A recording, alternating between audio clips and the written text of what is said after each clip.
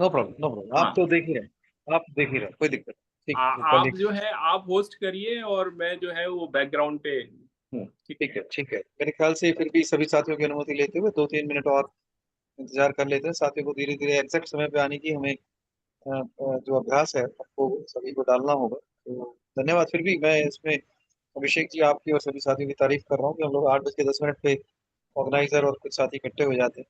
बलदेव जी नहीं आ पाए हैं तो यदि अभिषेक जी संभव हो तो साइलेंट करके। बलदेव जी ट्रेवल कर रहे हैं, वो रास्ते में हैं। अच्छा, अच्छा, अच्छा। वो और दिल्ली गोपाल आ जी। रहे हैं तो उनके लिए नेटवर्क का इश्यू है। हाँ जी, हाँ जी, गोपाल जी को भी वैसे हो सके तो आप काइंडली कॉल कर जी लीजिए। जी, बाकियों को मैं संपर्क कर लूंगा, वो जुड़ जाएंगे, हम्म, अभी 5-7 मिनट में जुड़ जाएंगे क्योंकि ठीक है, ठीक है, ट्रेनर ठीक का है। टाइम मैं, रहता है। हाँ, ओके। मैं एक बार जो मैं साथी कई बार आते हैं, मैं उनको 2-3 मिनट यहाँ हमें से और। जी सर। हमें शुरू कर देना चाहिए और ओके। लोग जुड़ जाएंगे और प्रश्न के टाइम पर सभी होंगे, फैंटास्टिक, क्योंकि फैंटास्टिक। तो डॉक्यूमेंट आई। जो है वो सबको शेयर किया जा चुका था। जी, जी, जी।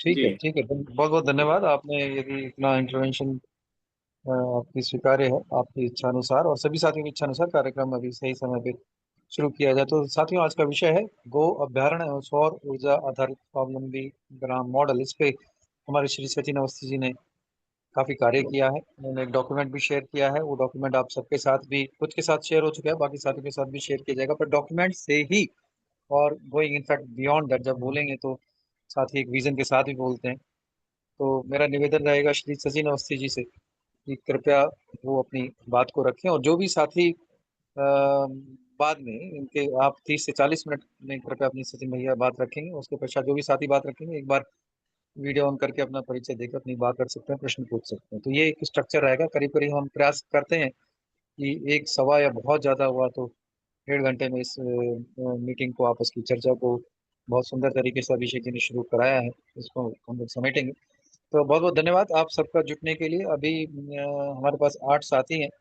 आप में से कुछ साथी यदि दूसरे और मित्रों को जो आते हैं रेगुलरली यदि बुलाना चाहें तो उन्हें अपने व्हाट्सएप से मैसेज कर सकते हैं, कॉल भी कर सकते हैं। पर हम शुरू कर रहे हैं, फिर हम शुरू कर रहे हैं। मैं भी, सचिन भैया की बात होगी लेकिन दूसरे फोन से मैं फिर भी दूसरों को, साथियों को अलर्ट करता रहूंगा। आएंगे तो गोपाल जी स्वागत है।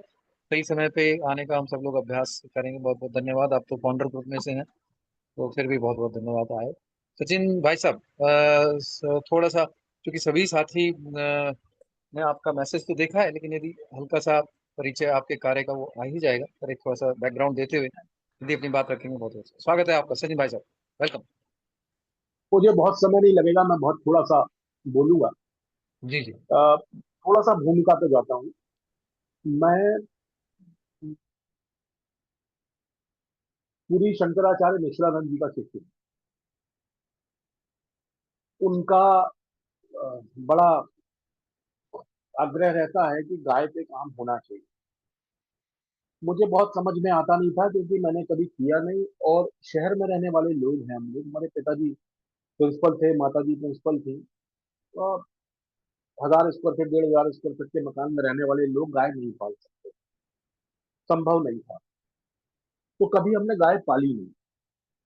फिर कमल तावड़ी जी से जुड़ना हुआ, तो कमल तावड़ी जी भी बहुत परेशान थे। पंजाब यूनिवर्सिटी में वो वीसी हैं, तो वो भी परेशान थे। बहुत सारे लोग हमारे साथी हैं, बहुत सारे कर्मकांडी ब्राह्मण हैं जो परेशान रहते हैं इस बात कि किसी तरीके से गाय सड़क पे ना घूमे, परेशान ना हो, और लोगों को शुद्ध दूध अगर मिल सके तो बहुत अच्छा।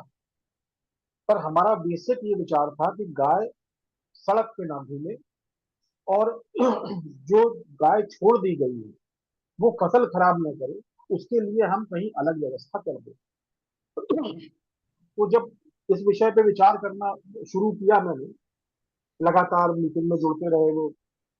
एक कमल भाई साहब का ग्रुप था, और भी कुछ ग्रुप थे, कुछ लोगों से मिलना हुआ। एक प्रिंस जैन जी झांसी के हैं, उनकी जगह मैं देख के आया। वो बेचारे बड़ा गरीबी में, बड़ा छोटा सा एक, मतलब जगह तो उनकी बहुत बड़ी है, पर वो बिल्कुल पैर टूटी हुई गाय, ऐसी गाय जिनकी हालत बहुत खराब है, जो डैमेज है, उनकी सेवा कर रहे हैं बेचारे अकेले। देख के बड़ा दुख सा हुआ।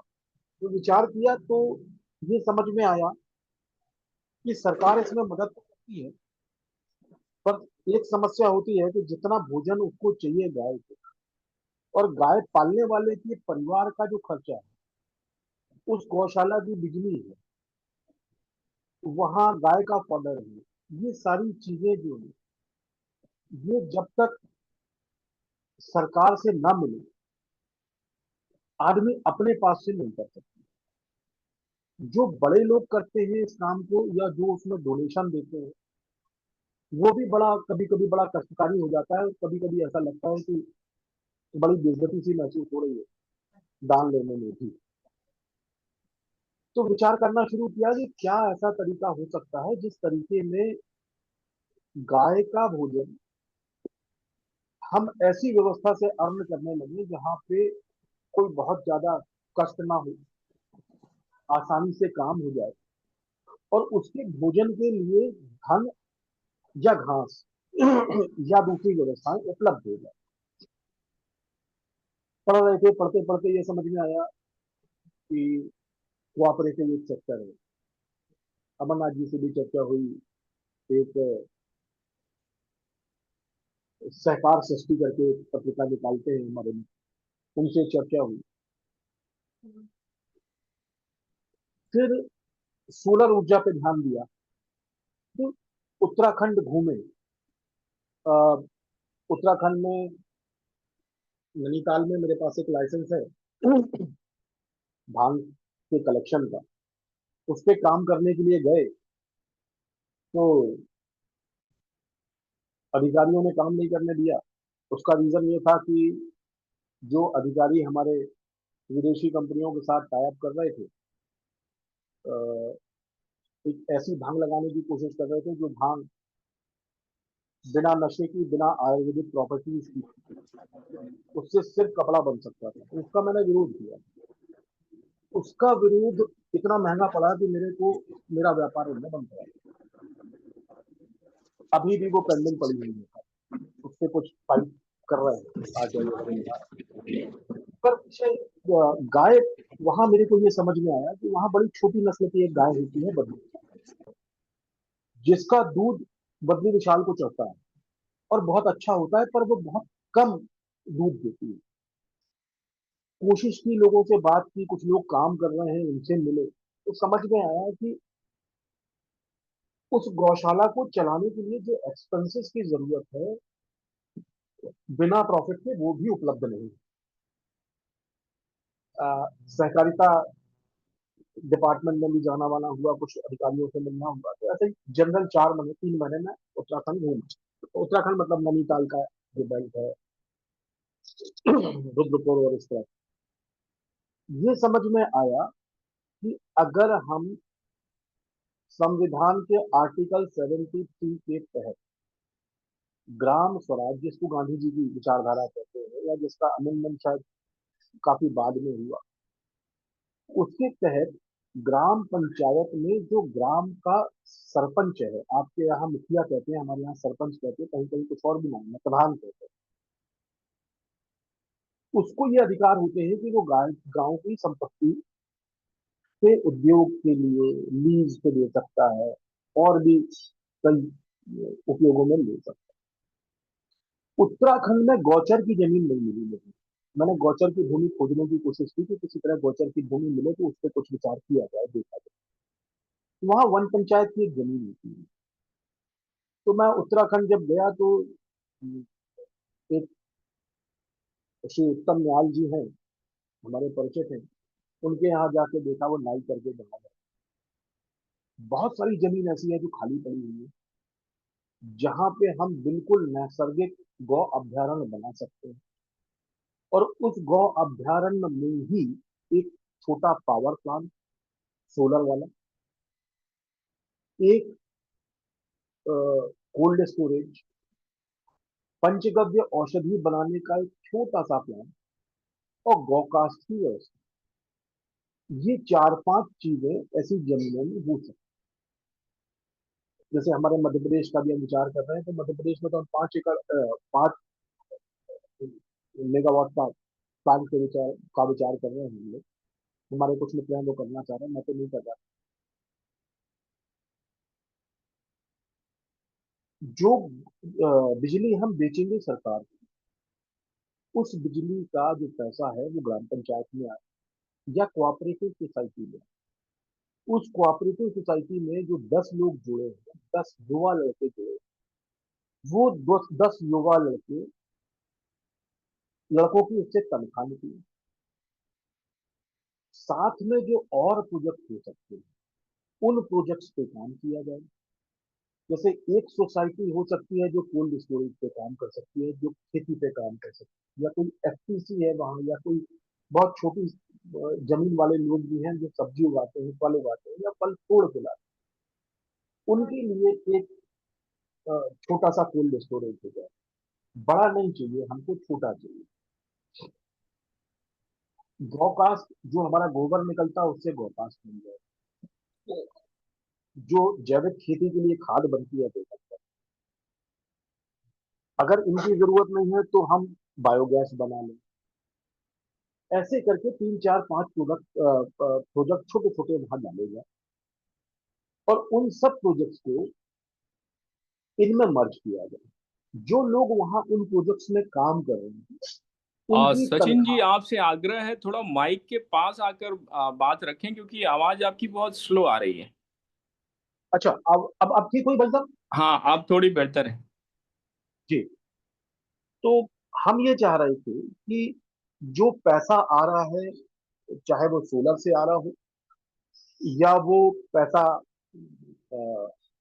गौकास्ट बेचने से आ रहा हो या जो कोल्ड स्टोरेज है उससे आ रहा हो, किसी भी तरीके से आ रहा हो, वो पैसा एक जगह कलेक्ट हो, ग्राम पंचायत के हिसाब में हो, और उससे तनख्वाह और बोनस बटे साल में। तो ये जो है, ये डिसेंट्रलाइजेशन का एक ऐसा मॉडल तैयार होगा जिसमें गांव वालों की अपनी पार्टनरशिप होगी, अपनी व्यवस्था होगी, वो खुद जवाबदार होंगे। वो किसी और पे जिम्मेदारी नहीं डाल सकते कि ये काम नहीं हो पाया और इससे हमको नुकसान हुआ। सारे लोग, गांव के लोगों की संपत्ति होगी, वो गांव का सिस्टम होगा, तो गांव वाले उसको अपना समझ के आगे बढ़ाने की कोशिश करें। जो नए लड़के, जो नए बच्चे बाहर चले गए हैं, जो नए बच्चे दिल्ली चले गए हैं, पलायन कर गए हैं, जो परिवार पलायन कर, ऐसे बच्चों को 15 20 हजार 10 हजार रुपए महीने की नौकरी नहीं मिल सकती है। और ऐसे अगर 5 7 8 गांव हम एक ब्लॉक में कर लेते तो एक ब्लॉक की कोऑपरेटिव बन जाती है। जो ब्लॉक की कोऑपरेटिव उनका सामान मार्केट कर सकती है। अगर मार्केट नहीं भी कर रहे हैं तो भी क्षेत्रीय बाजारों में माल बिक सकता है। एक जगह अगर फल इकट्ठे होते हैं तो वो क्वांटिटी बनती है। पहाड़ में ट्रांसपोर्टेशन बहुत प्रॉब्लम होता है। अगर क्वांटिटी होती है तो काम चल जाता है, पर अगर क्वांटिटी नहीं होती तो पहाड़ में आप ट्रांसपोर्टेशन नहीं कर सकते। 50 60 किलोमीटर से 100 किलो माल लेके नीचे आना तो बहुत कठिन पड़ता है और बहुत पैसा लगता है। तो इस तरह से एक क्लब करके गांव को एक कुटुंब बना के और उस पे काम किया जाए, जिसमें जिम्मेदारियां बांट दी जाए। जवान लड़कों का काम बाहर जाके काम करना है, मेहनत का काम करना। महिलाओं का काम वही बैठ के करना। अगरबत्ती बन रही है तो महिलाएं ही बना रही हैं। उसी गांव की महिलाएं हैं, चाहे तो घर में बनाए, चाहे परिवार में बनाए, चाहे एक जगह स्थापित कर ले।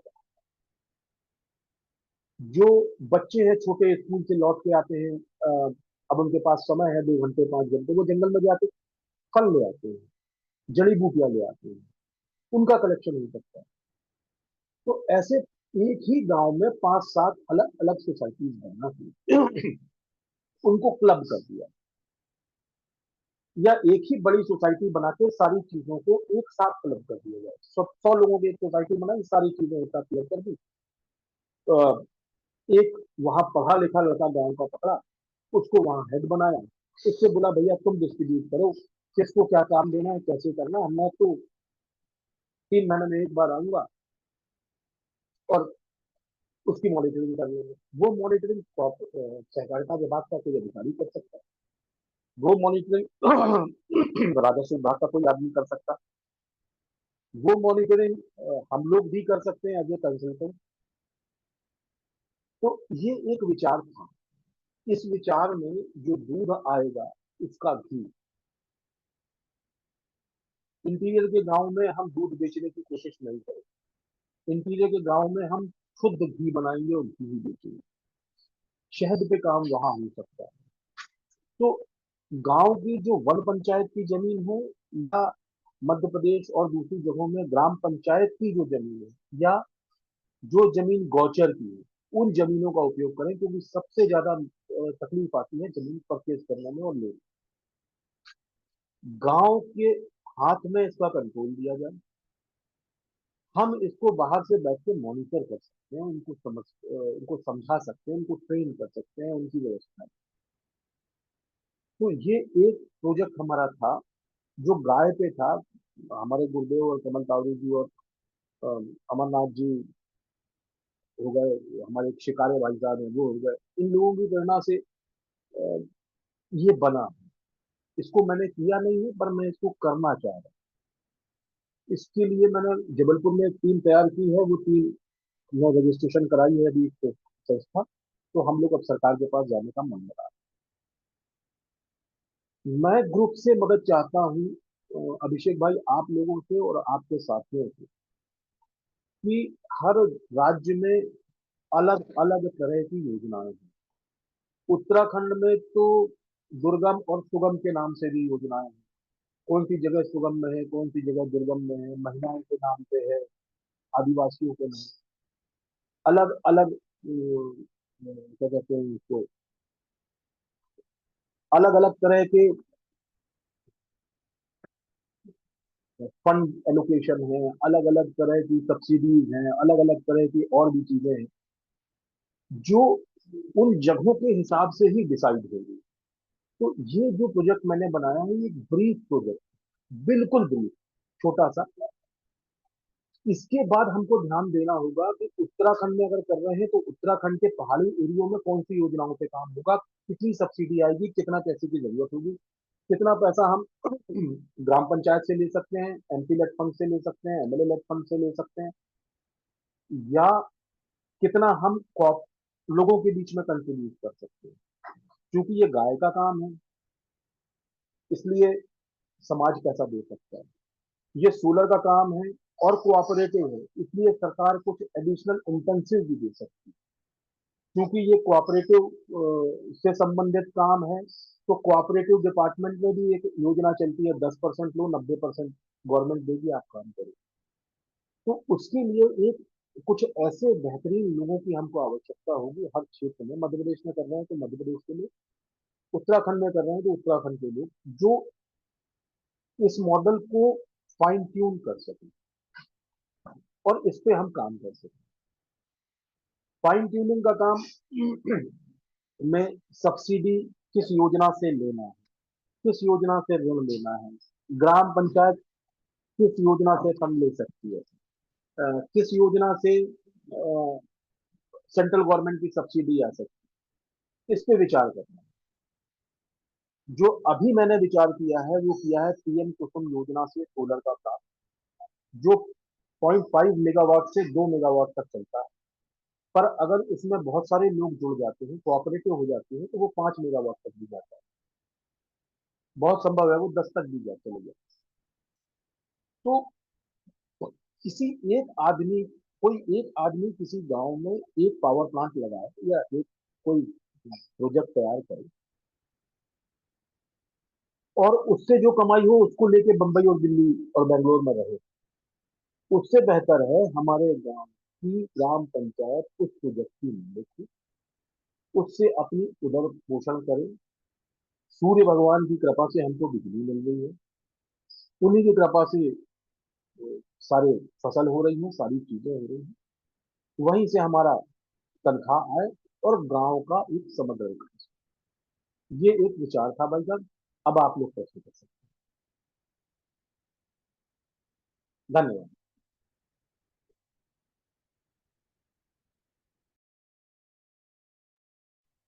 ठीक है।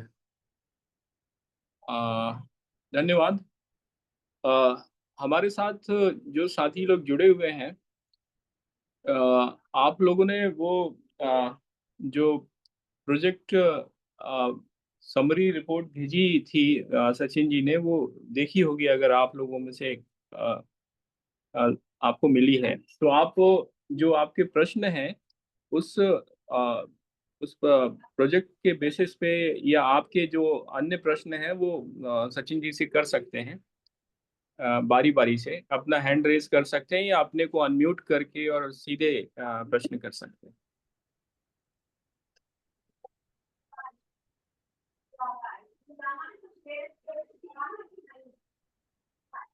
हमारे साथ बहुत सारे साथी जुड़े हुए हैं। उत्तम सिंह नियाल जी हैं उत्तराखंड से। प्रोफेसर एस के शर्मा जी हैं, इस समय वो राजस्थान में हैं। प्रदीप जी हैं, प्रदीप जी भी राजस्थान से हैं। नीरू सिंह जी हैं दिल्ली से। मैसूरी पांडे जी हैं आजमगढ़ उत्तर प्रदेश से। महेंद्र द्विवेदी जी हैं राजस्थान से। और जीवेश पांडे जी हैं। गोपाल प्रसाद जी हैं दिल्ली मंडाउली से। अ, और डॉक्टर नीतू गोस्वामी जी हैं। दोनों ने एक साथ किया है। जी, जी नमस्कार। अपना प्रश्न करिए। आपका नाम एब्सोलेंट एजुकेशन प्रोग्राम नाम से आ रहा है। मैसूरी पांडे जी और ओम हाँ शंकर श्रीवास्तव जी एडवोकेट। मोटरशिप में आया नहीं सिंह पता। जी ये सवाल मैं अपनी तरफ से पूछूं क्या? आपको आवाज क्लियर है? जी जी जी बिल्कुल। जी मैं राकेश, मेरा नाम राकेश कुमार पांडे है, मैं आजमगढ़ से। और जी महेश्वरी पांडे जी ने मुझे इस ग्रुप में जोड़ा है। मैं जी एरोनॉटिकल इंजीनियर और मनोवैज्ञानिक भी हूँ। और जी 2021 में मैंने एक गौशाला संचालित की थी, और उस गौशाले को आत्मनिर्भर बनाकर मैंने 2023 में ग्राम पंचायत को हैंड ओवर कर दिया था। जी इस बीच में थर्ड ईयर में करीब मैंने 50,000 रुपये ग्राम पंचायत में जमा भी किया था, गोबर और गौमूत्र बेचकर। जी तो आपका मैंने पावर पॉइंट देखा है, जिसमें आप सोलर एनर्जी की बात करते हैं, नेपियर घास की बात करते हैं, बायोगैस की बात करते हैं, गौक्रीट की बात करते हैं। तो जी मेरा पहला सवाल ये रहेगा, जिसने भी इस पीपीटी को बनाया है, जी मैं सचिन भाई साहब से जानना चाहूंगा, क्या आपके पास में प्रैक्टिकल इन हैंड एक्सपीरियंस इस पे आपने कभी ट्राई किया है? पहला सवाल तो मेरा ये है। तो और मैं प्रैक्टिकल। जी आपकी बात सुनता रहूंगा, जी मैं रुक के आपको मैं प्रश्न पूछता रहूंगा। जी। जी जी मैं पहले प्रश्न का उत्तर देता हूँ। मैंने आपको जब शुरू हुआ था तभी बताया कि गाय के बारे में मेरा जो अनुभव और जानकारी है वो पिछले 3 4 5 सालों की है। मैंने कभी गाय नहीं पाली। मैंने इस प्रोजेक्ट को इसलिए बनाया, इस विचार से बनाया कि जो समस्याएं आ रही हैं उनको हम कैसे संभाल सकते हैं। जो लोगों को दिक्कत आ रही है कि उतना पैसा नहीं आता कि हम गाय को खिला सके और हम भी खा सकें, वो व्यवस्थाएं नहीं बन पाती कि हम गाय को स्वच्छ और व्यवस्थित वातावरण में रख सकें। हम गाय को बांध के रखते हैं, परेशान गाय है, किसी की हड्डी टूटी है, किसी की कोई तकलीफ है, कि दूध आ नहीं रहा है, लोग जंगल छोड़ के चले गए, वो मर रही है। तो उसको हम कैसे पालें जब हमारे पास पैसा ही नहीं। और जब हम लोगों से दान लेने जाते हैं तो एक लोगों को पसंद नहीं आता कि वो भाई हम दान दान नहीं मांग सकते। तो एक सेल्फ सफिशिएंट के लिए एक विचार दिया, अभी तक किया नहीं है। और आगे भी जो लोग करेंगे उनको कंसल्टेंसी ही देंगे, हम खुद कर पाए ये संभव नहीं है। तो जो लोग हमारे साथ होंगे उनको गाइडेंस, उनकी व्यवस्था, क्या हो सकता है, क्या संभव हम बना सकते हैं, उसमें मदद करें। तो आपके प्रश्न का उत्तर ये है कि मैंने अभी तक इसको प्रैक्टिकल कुछ भी नहीं। जी आगे पूछे। जी धन्यवाद। अब मुझे ये बताएं कि इसमें बहुत चीज़ों का सुधार की आवश्यकता है, क्योंकि जितने भी प्रोडक्ट्स आपने बताया ये ऑलरेडी मार्केट में एग्जिस्ट कर रहा है और ये बन रहा है। हम्म और जो सबसे बड़ी समस्या, अभी लास्ट टाइम जब मेरी बैठक हुई थी तो उसमें गौ आयोग उत्तर प्रदेश, गौ आयोग मध्य प्रदेश, गौ आयोग हरियाणा, राजस्थान के अध्यक्ष और उनके पूरी टीम बैठी हुई थी। और इस पीपीटी जो आपने बनाया ये बहुत वेरी स्टेज में है और ये ऑलरेडी मार्केट में आमतौर पे लोगों के पास में है। तो आप इसमें मुझे बताएं कि क्या इसमें ये मैंने ये मैंने नवंबर के महीने में अमित शाह जी को शेयर की थी, और अमित शाह जी के ऑफिस से ये शिवराज जी को फॉरवर्ड हुई है। इसी पीपीटी पे मध्य प्रदेश में पिछले महीने 13 अप्रैल को अमित शाह जी ने नई योजना लॉन्च की है, इसी पीपीटी पे है, सेम पीपीटी। और अब ये पीपीटी जो है ये सितंबर के महीने से मैं सर्कुलेट कर रहा हूँ कंटिन्यूस। इसमें सुधार की आवश्यकता एक्चुअली जगह के हिसाब से मुझे लगता है। जैसे उत्तराखंड में फल होते हैं, हमारे यहाँ जबलपुर में फल नहीं होते, मटर के। तो हर जगह की अलग अलग रिक्वायरमेंट्स होंगी। सोलर पावर प्लांट और गौशाला, ये दो चीजें एक साथ होंगी। बाकी जो चीजें हैं, चाहे वो कोल्ड स्टोरेज प्लांट हो, चाहे वो गौकास्ट हो, चाहे वो बायोगैस का प्लांट हो, इनको रिप्लेस किया जा सकता है, इनको बदला जा सकता है। और जो मटेरियल मार्केट में उपलब्ध है, जैसे आप बता रहे थे कि धूप, गौकास्ट वाली चीजें जो उपलब्ध, तो मार्केट में खूब मटेरियल है, क्वालिटी नहीं है। क्वालिटी लोग करना नहीं चाह रहे, उसके लिए व्यवस्था नहीं बनती। तो उसके लिए भी कोऑपरेटिव में बहुत अच्छी व्यवस्था है, वो बहुत अच्छे इंस्टीट्यूशन से मदद लेके अपने प्रोडक्ट डिजाइन करवाते हैं। उसमें सरकार मदद करती है, पर करना कोई नहीं चाहता। ना उनके पास, ग्रामीण लोगों के पास, वहां के लोगों के पास इतनी समझ होती है। इसके लिए अच्छे समझदार बच्चों की, लड़कों की, आपके जैसे ज्ञानी लोगों की आवश्यकता होगी कि एक एक प्रोडक्ट को हम कैसे डिजाइन कराएं और कैसे उसको खादी में बेच पाएं, ट्राइफेड में बेच पाएं, मृगनयनी में बेच पाएं। हर स्टेट गवर्नमेंट का अपना एक डिपार्टमेंट होता है, उसमें बेच पाएं, या स्वदेशी के जो मेले लगते हैं उसमें बेच पाएं। तो बेचने के लिए एक अलग टीम बन सकती है, वो एक अलग विषय है। अभी तो विषय ये है कि जो गाय मर रही है, कब चलते हैं, ऊपर से जी भाई साहब।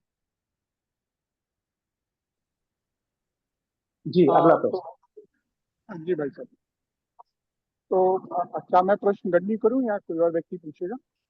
अभी जी देखिए, जो भी अन्य प्रश्न है वो आपको व्यक्तिगत तौर पर सचिन जी उनका जवाब देंगे। उनका नंबर चैट में डाला गया है, और साथ ही साथ सभी के लिए वो जो डॉक्यूमेंट है वो चैट में अपलोड कर दिया गया है, उसको आप डाउनलोड कर सकते हैं अगर आपके पास नहीं है तो, और उसको देख लें। अन्य साथी जो हमारे साथ हैं, कुछ वरिष्ठ साथी भी जुड़े हुए हैं, तो मैं उनसे भी चाहूँगा कि इस विषय पर जो भी चर्चा है, जो प्रश्न है या जो सुझाव है, वो सभी आप दे सकते हैं। मैं आग्रह करूँगा हमारे साथी वरिष्ठ श्री अमरनाथ तिवारी जी एक सीनियर ब्यूरोक्रेट रहे हैं और कोऑपरेटिव मामलों के विशेषज्ञ हैं। तो मैं चाहूँगा कि वो अपना अपना अनुभव शेयर करें हम सभी को, कि किस तरह से इन प्रोजेक्ट्स में क्या दिक्कतें हैं और क्या इसको और बेहतर तरीके से कैसे किया जा सकता है। अमरनाथ तिवारी जी, आदरणीय।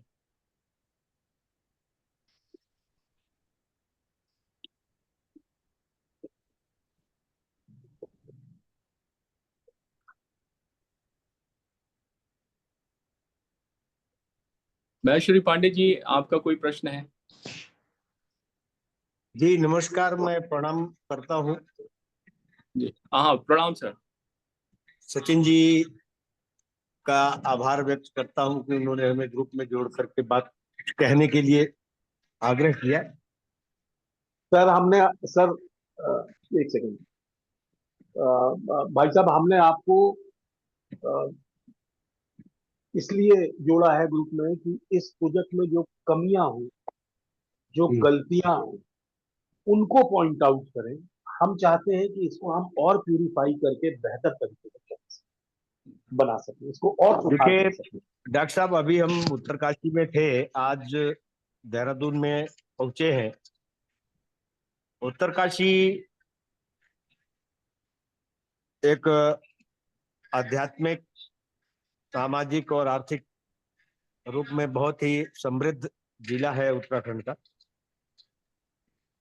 वहाँ गंगोत्री से लेके, मुकवा से लेकर, हरसिद्ध से लेके, नौगांव, पुरोला, मोरी, भटवारी, उत्तरकाशी, चिन्याली सोड, इन जब ये जो एरिया है, जैसा कि आप वन गोचर की बात कर रहे थे, वन पंचायत की बात कर रहे थे, तो यहाँ पे वन पंचायत और वन गोचर भी बहुत है। मगर वहां पे क्या है कि दुर्भाग्य है कि वहां पे बद्री गाय बहुत ज्यादा हुआ करती थी, और इस समय बद्री गाय बहुत ही कम मात्रा में है। वहां पे केवल 3 गौशालाएं हैं जो आश्रमों के माध्यम से चल रहे हैं।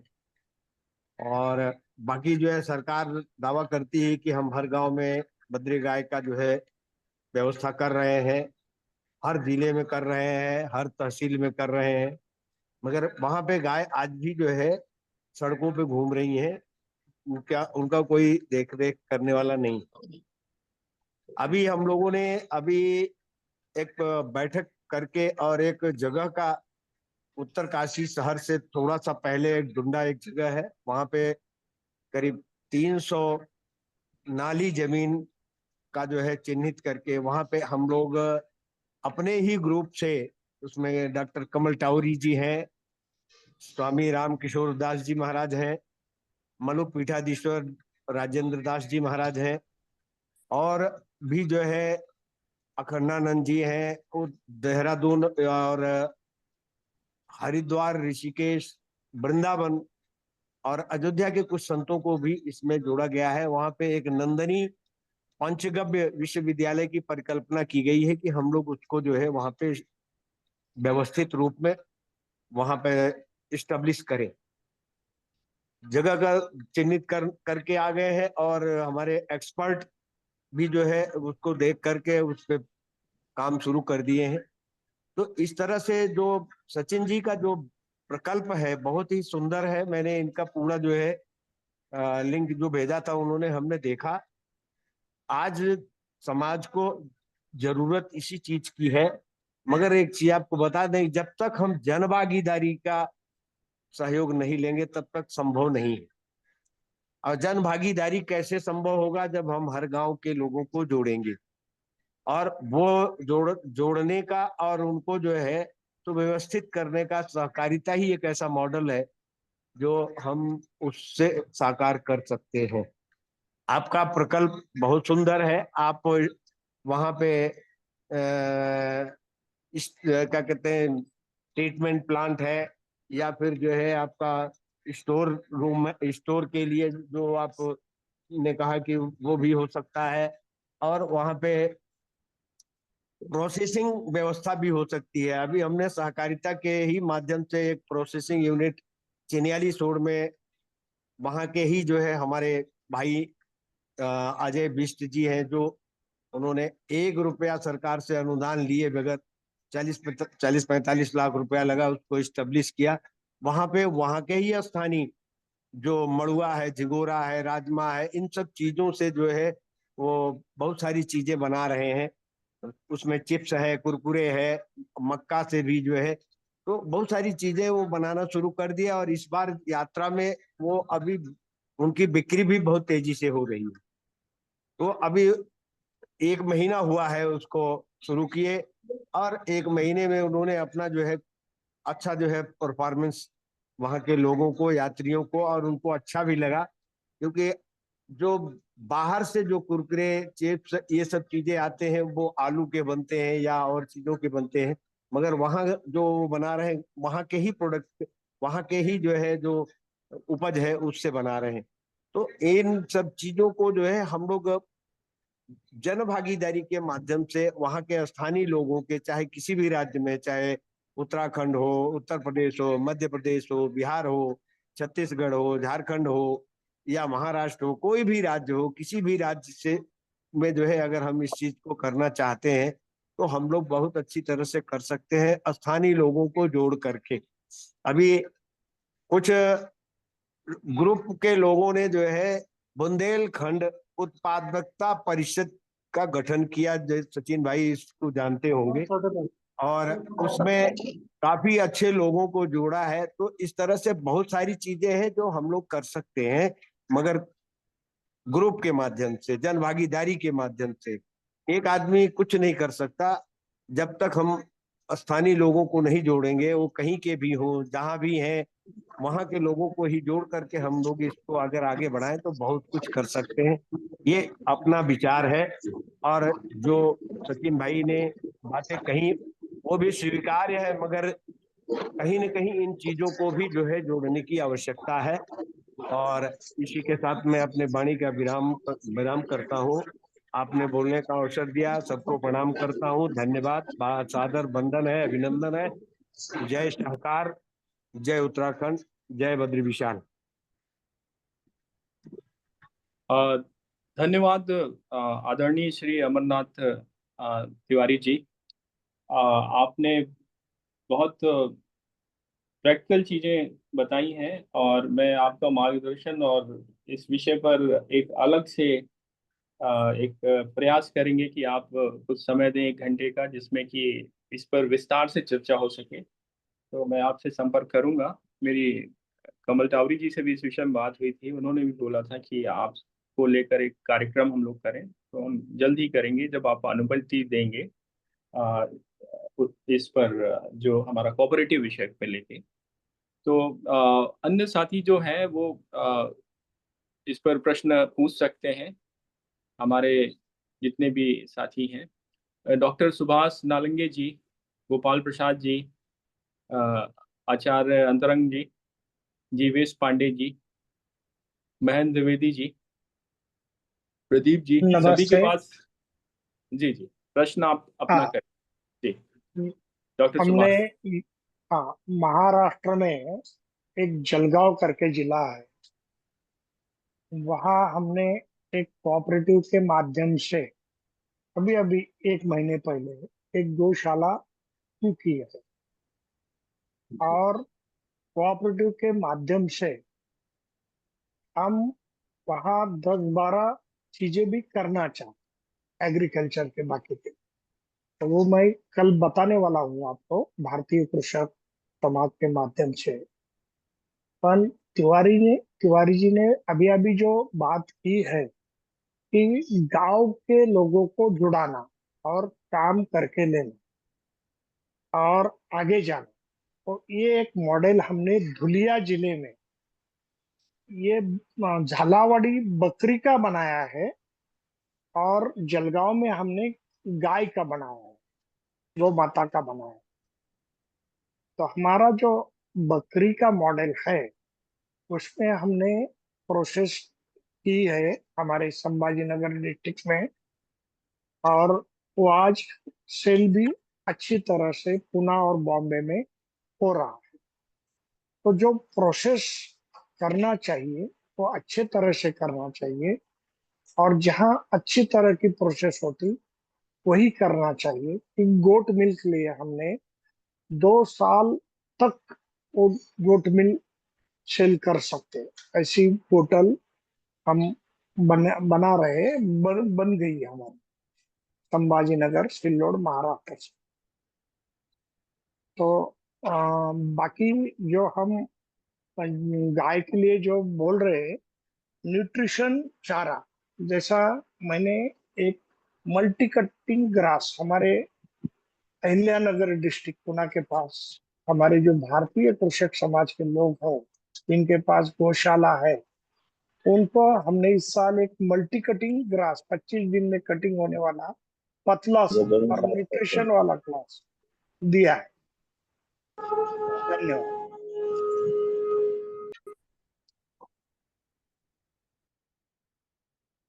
बहुत बहुत धन्यवाद डॉक्टर सुभाष।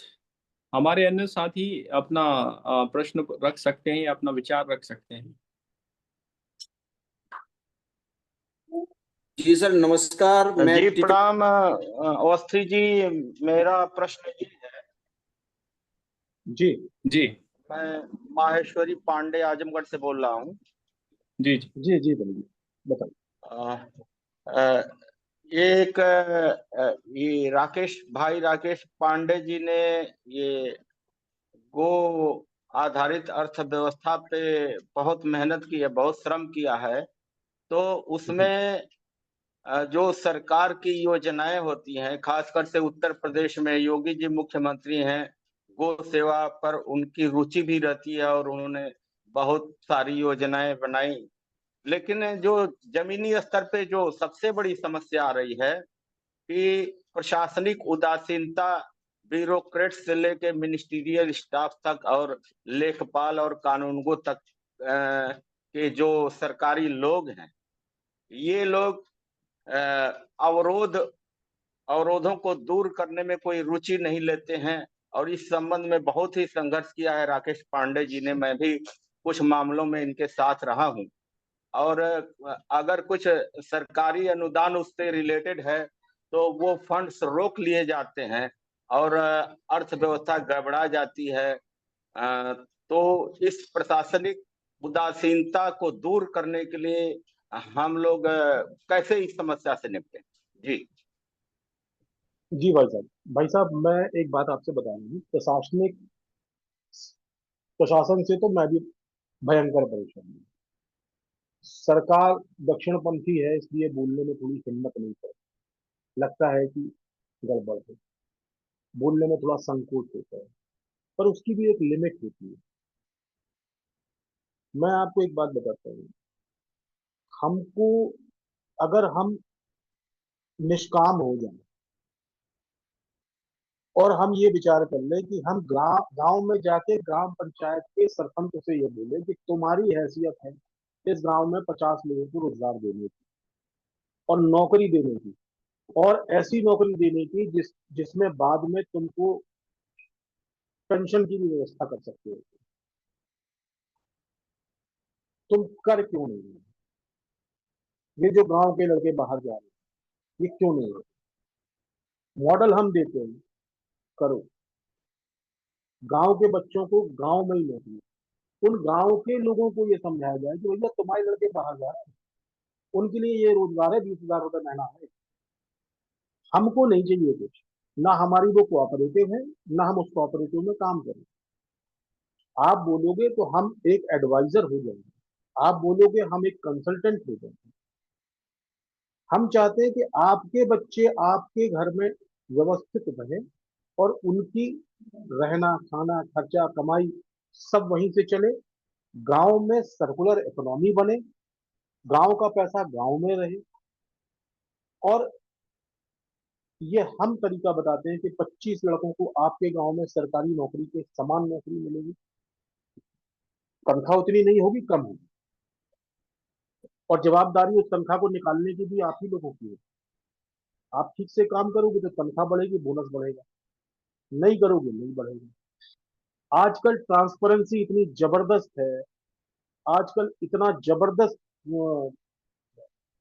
इंटरनेट का सुविधा और ऑनलाइन सारी चीजें, ट्रांसपेरेंसी 100% है। कोई आदमी झूठ बोलने की स्थिति नहीं है। बराबर पैसा बटेगा, बराबर हिसाब बटेगा। बस ऐसे लोग उस कार्यक्रम में नहीं जुड़ पाएंगे जिनको दूसरों से कुछ ज्यादा चाहिए। जितना सबको मिलेगा उतना सबको मिलेगा, उससे ज्यादा किसी को नहीं मिलेगा। इस भाव से जो लोग आएंगे वो काम करेंगे। और आज के समय नौकरी के लिए तो जान दिए पड़ा है आदमी। Yes. सरपंच मन बना लेगा कि भैया हम तो नौकरी दे रहे हैं, तो धीरे से वो और भी काम करा लेगा लोग। और जब गांव में व्यवसाय पैदा हो रहा है, जब गांव में चीजें पैदा होने लगती हैं, तो किसी को शौक नहीं लगा कि फ्री में अनाज सरकार से लेना है, फ्री में हल्ला मचाना है, घर से बाहर जाना है। पहाड़ का आदमी हो या हमारे यहाँ का ग्रामीण आदमी, बड़ा संतुष्ट है। वो असंतुष्ट तब होता है जब वो शहर वालों के टच में आता है। तब उसको बड़ी गाड़ियां और बड़ा भ्रष्टाचार और बड़ी अपराध दिखते हैं।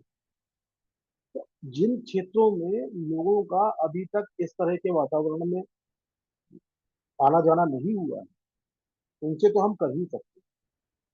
15 से 20 हजार रुपए महीने की तनख्वाह पे गांव में लोग काम करेंगे।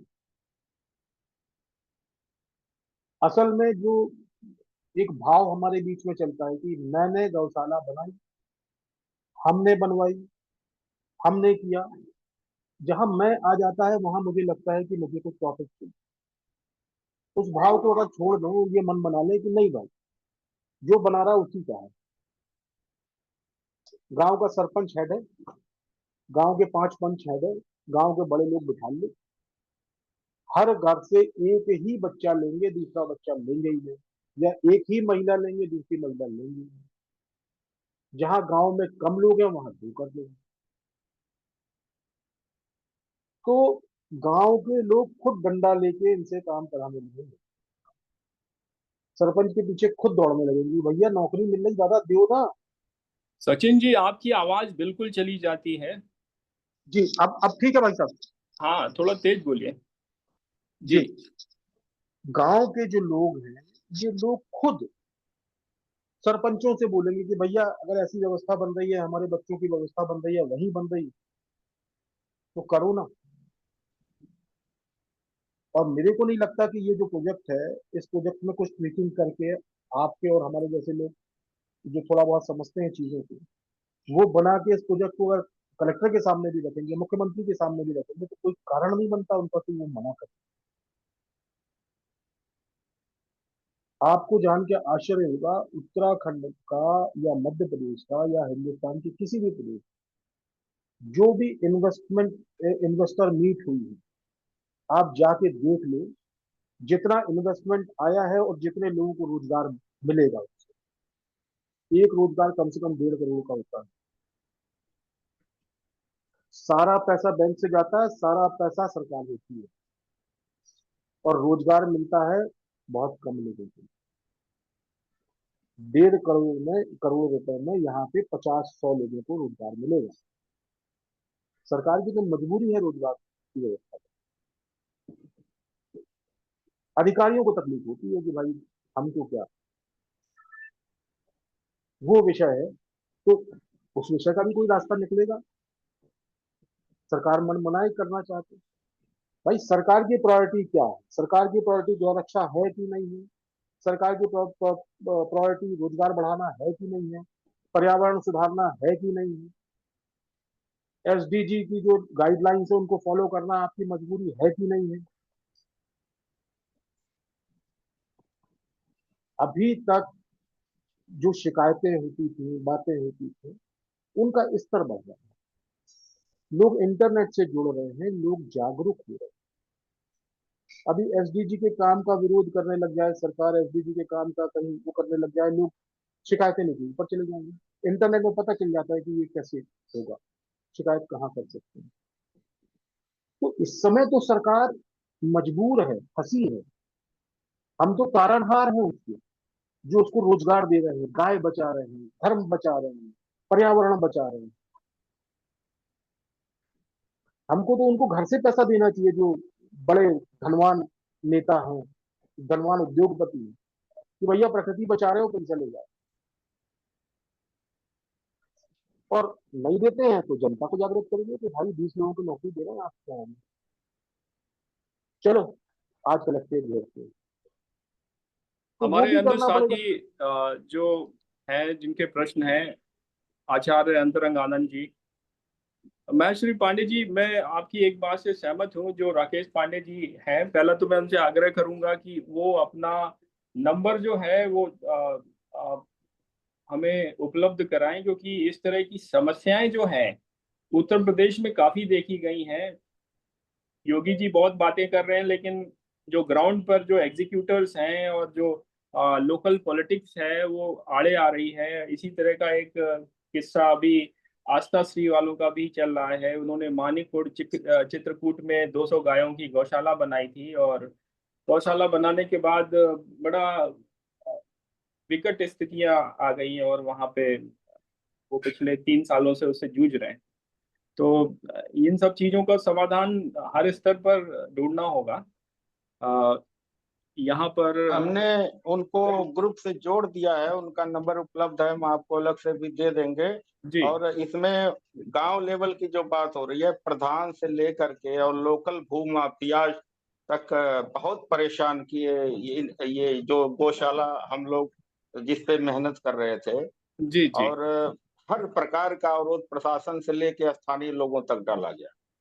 हाँ, तो उस पर अलग से चर्चा करेंगे। अभी सिर्फ और सिर्फ ये जो प्रोजेक्ट है उस पर चर्चा करनी है, हम अलग से बात करेंगे उस पर, और सभी लोग ठीक है, ठीक, अलग से बात करेंगे। हमारे साथ बिल्कुल बिल्कुल। आचार्य अंतरंग आनंद जी हैं, उन्होंने भी एक गौशाला बनाई थी, उन्होंने भी एक आश्रम बनाया था, उनके साथ भी कई सारी समस्याएं रही और कई अनुभव हैं उनके खट्टे मीठे। मैं चाहूंगा कि आचार्य अंतरंग जी अपने अनुभव बताएं और साथ ही साथ इस प्रोजेक्ट के बारे में जो आपके प्रश्न है वो करें।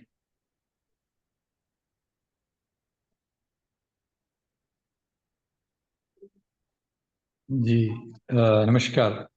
अवस्थी जी तो बहुत ही डायनेमिक और आई मीन मेन स्ट्रीम की से की शक्ति रखने वाले व्यक्ति हैं।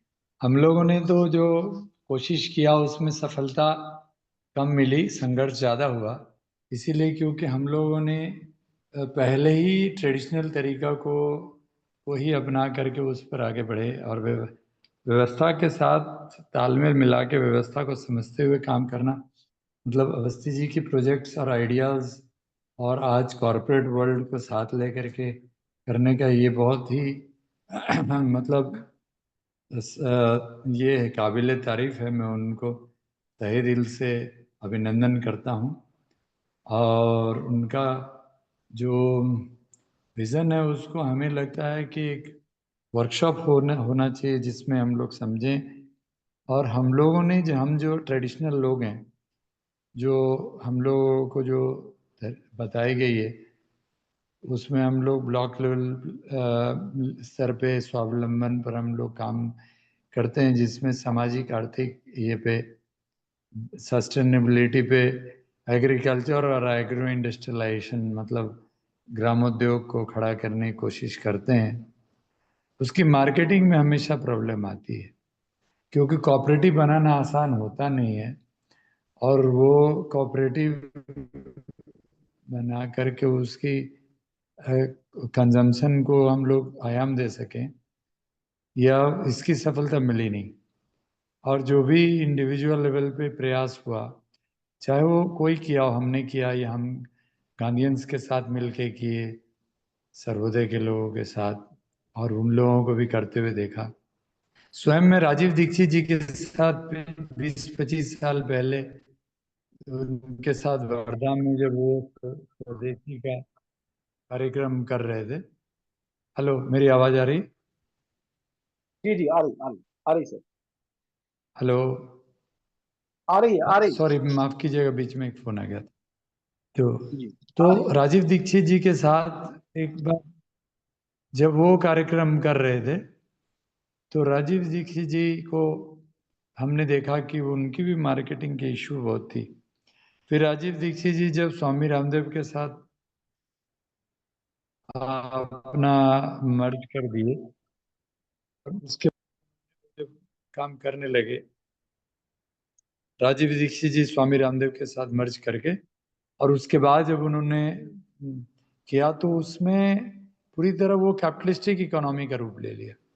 और आज उनके और भारत स्वाभिमान में उनके साथ फिर हमने कई बार और चर्चा करने की कोशिश किया कि डिसेंट्रलाइज इकोनॉमी कहाँ है यहाँ पर, क्योंकि वहाँ डिसेंट्रलाइज दिखता नहीं था। पतंजलि के जितने भी एक्टिविटीज़ हैं, भारत स्वाभिमान की एक्टिविटी में कोशिश जरूर थी उनकी कि उसमें वो अलग अलग जितने टीम है उस टीम को बिल्डअप करके उनको सेल्फ सस्टेनेबिलिटी की ओर ले जाएं।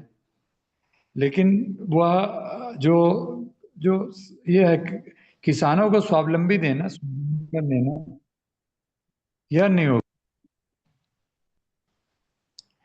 और अल्टीमेटली उन्होंने बहुत व्यापक लेवल पे अपनी बातों को रख दिया राजीव दीक्षित जी ने, तो जिसके कारण उनकी मृत्यु हो गई, और वो तो एक कॉन्स्पिरेसी ही है। खैर, तो इसीलिए हम लोगों को बहुत ही स्ट्रेंथ के साथ ये करने की आवश्यकता है, जिसमें जो डिसेंट्रलाइज इकोनॉमी में, इकोनॉमिक डेमोक्रेसी, जो आर्थिक आज़ादी की बात है, अब वहाँ आर्थिक आज़ादी में जो भूमि अधिग्रहण कानून है वो बहुत बड़ा आज बाधा है।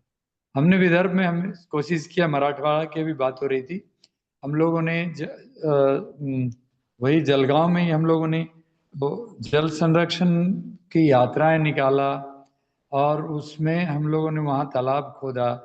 हम लोग फावड़े से शुरू किया, जेसीबी तक आई और वो सब भी किया। तो वो सब में भी हम लोगों ने यही पाया कि सब जगह जगह पे किसानों के आत्महत्या के लिए भी, आर्थिक स्वावलंबन पर हम लोग कोशिश किए, ग्रामोद्योग बनाने की जहाँ भी कोशिश किए, कपास को हम लोग कंजर्व करके और उसको औद्योगिकरण करने की भी जो कोशिश की, यह सब में सफलता इसीलिए नहीं क्योंकि एक तो है कि किसान को वहाँ पर सस्टेनेबिलिटी नहीं मिलती, और एक साथ कोऑपरेट ही नहीं हो पाती। दूसरा चीज़ है वो मार्केटिंग के लिए उसको बहुत प्रॉब्लम है। मिनिमम सपोर्ट प्राइस जो है, न्यूनतम समर्थन मूल्य का एक एक माया जाल है, जिसके कारण किसान वह अल्टीमेटली वो आगे नहीं बढ़ पाता, और वह इस रिस्क को नहीं ले पाता। मतलब अल्टीमेटली जो ये एंटरप्रेन्योरशिप है ना, ये एंटरप्रेन्योरशिप को हम लोग कैसे लाएंगे, इस पर अवश्य जी आपके साथ मिलकर के ये समझने की आवश्यकता है कि किस तरह से करें। एक प्रयास चल रहा है अभी उड़ीसा में, और पाँच छत्तीसगढ़ में भी, पाँच देखते 5 मिनट हैं में क्या होता है जी। इस विषय पे मैंने चिंतन किया। है? जी। इस विषय पे मैंने चिंतन किया है। कर रहा हूँ, असली में किया नहीं है, कर रहा हूँ। दिक्कत कहाँ आती है कि जो प्रोडक्ट्स होते हैं उनकी क्वालिटी नहीं होती। क्वालिटी इसलिए नहीं बनती क्योंकि वो लोग बहुत ट्रेंड नहीं होते, और जो करवाते हैं काम उनका भी बहुत इंटरेस्ट नहीं होता, चलो ले बेचो खरीदो खत्म करो। सरकार बेचने की बारी आती है तो सरकार भी बोलती है, आज जो बिक गया सो बिक गया, जो नहीं बिका तो अपने अकाउंट पे पैसा दे दो, खत्म करो।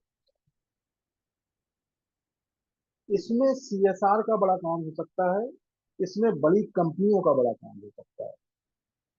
जैसे अभी सरकार ने एक नियम बनाया है कि जितने भी बड़े डिपार्टमेंटल स्टोर होंगे 30% प्रोडक्ट जो है वो लोकल होंगे। तो हम अपने क्षेत्र में जो प्रोडक्ट बना सकते हैं, उन प्रोडक्ट्स को टॉप क्वालिटी का अगर हम बना सकें तो काम किया जा सकता है। इसके लिए भी हमने विचार किया है। इसके लिए हम एक सेक्शन 8 की कंपनी बना रहे हैं, रजिस्ट्रेशन स्टार्ट है। असल में वो करेगी तो विजया पे काम, पर साथ में इसमें भी मदद करने की कोशिश हम करेंगे कि जो प्रोडक्ट बनते हैं वो बड़े जो लोग हैं उनसे, जैसे अगरबत्ती बनती है तो कोई बहुत बड़ा सेंट का मैन्युफैक्चरर है, कोई अगरबत्ती बनाने वाला है, उसके यहाँ का कोई साइंटिस्ट है, तो उठाओ, उससे बात करो। संघ ने एक बहुत अच्छा प्रकल्प चलाया है, स्वावलंबी भारत अभियान। उसमें 12 संगठन है। वो जो संगठन है, वो संगठन अगर साथ में बैठ के एक कमरे में मीटिंग करना शुरू कर दें हर महीने की, तो सब हो जाए। सहकार भारती कर रही है, कुछ स्वदेशी कर रहा है, कुछ उद्योग भारती भी कर रही है, विश्व आयुर्वेद परिषद भी कर रही है। ऐसे सारे संगठन कर रहे हैं। मेरा सिर्फ ये कहना था कि जो समस्याएं हैं उन समस्याओं की ही बात करके उन समस्याओं को हल किया जाए। हम अक्सर हमने देखा है कि जो भी कोऑपरेटिव पे काम करते हैं, या जो भी लोग हमारे बीच में ऐसे हैं जो इंडस्ट्रियलिस्ट हैं, बड़े किसान हैं, वो कोऑपरेटिव को सिर्फ ये सोचते हैं यार कितना पैसा आ रहा, कितनी सब्सिडी मिल रही, हमको क्या मिलेगा, इसमें काम खत्म हो जाता है। इसलिए कोऑपरेटिव नहीं चलती।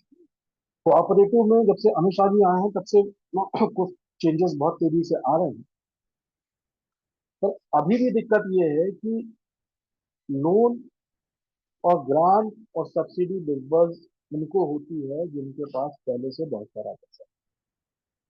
आप एक आरटीआई लगाइए, हॉर्टिकल्चर है और दूसरे डिपार्टमेंट है जहां मैक्सिमम सब्सिडी रहती है, किनको बांटी? आप पता करेंगे कि सारे करोड़पति अरबपतियों को बांटी। गांव में पहुंचा कहाँ है मुझे? गांव में जो लोग काम करना चाहते हैं उनके उनकी पहुंच कहाँ है काम को करने की?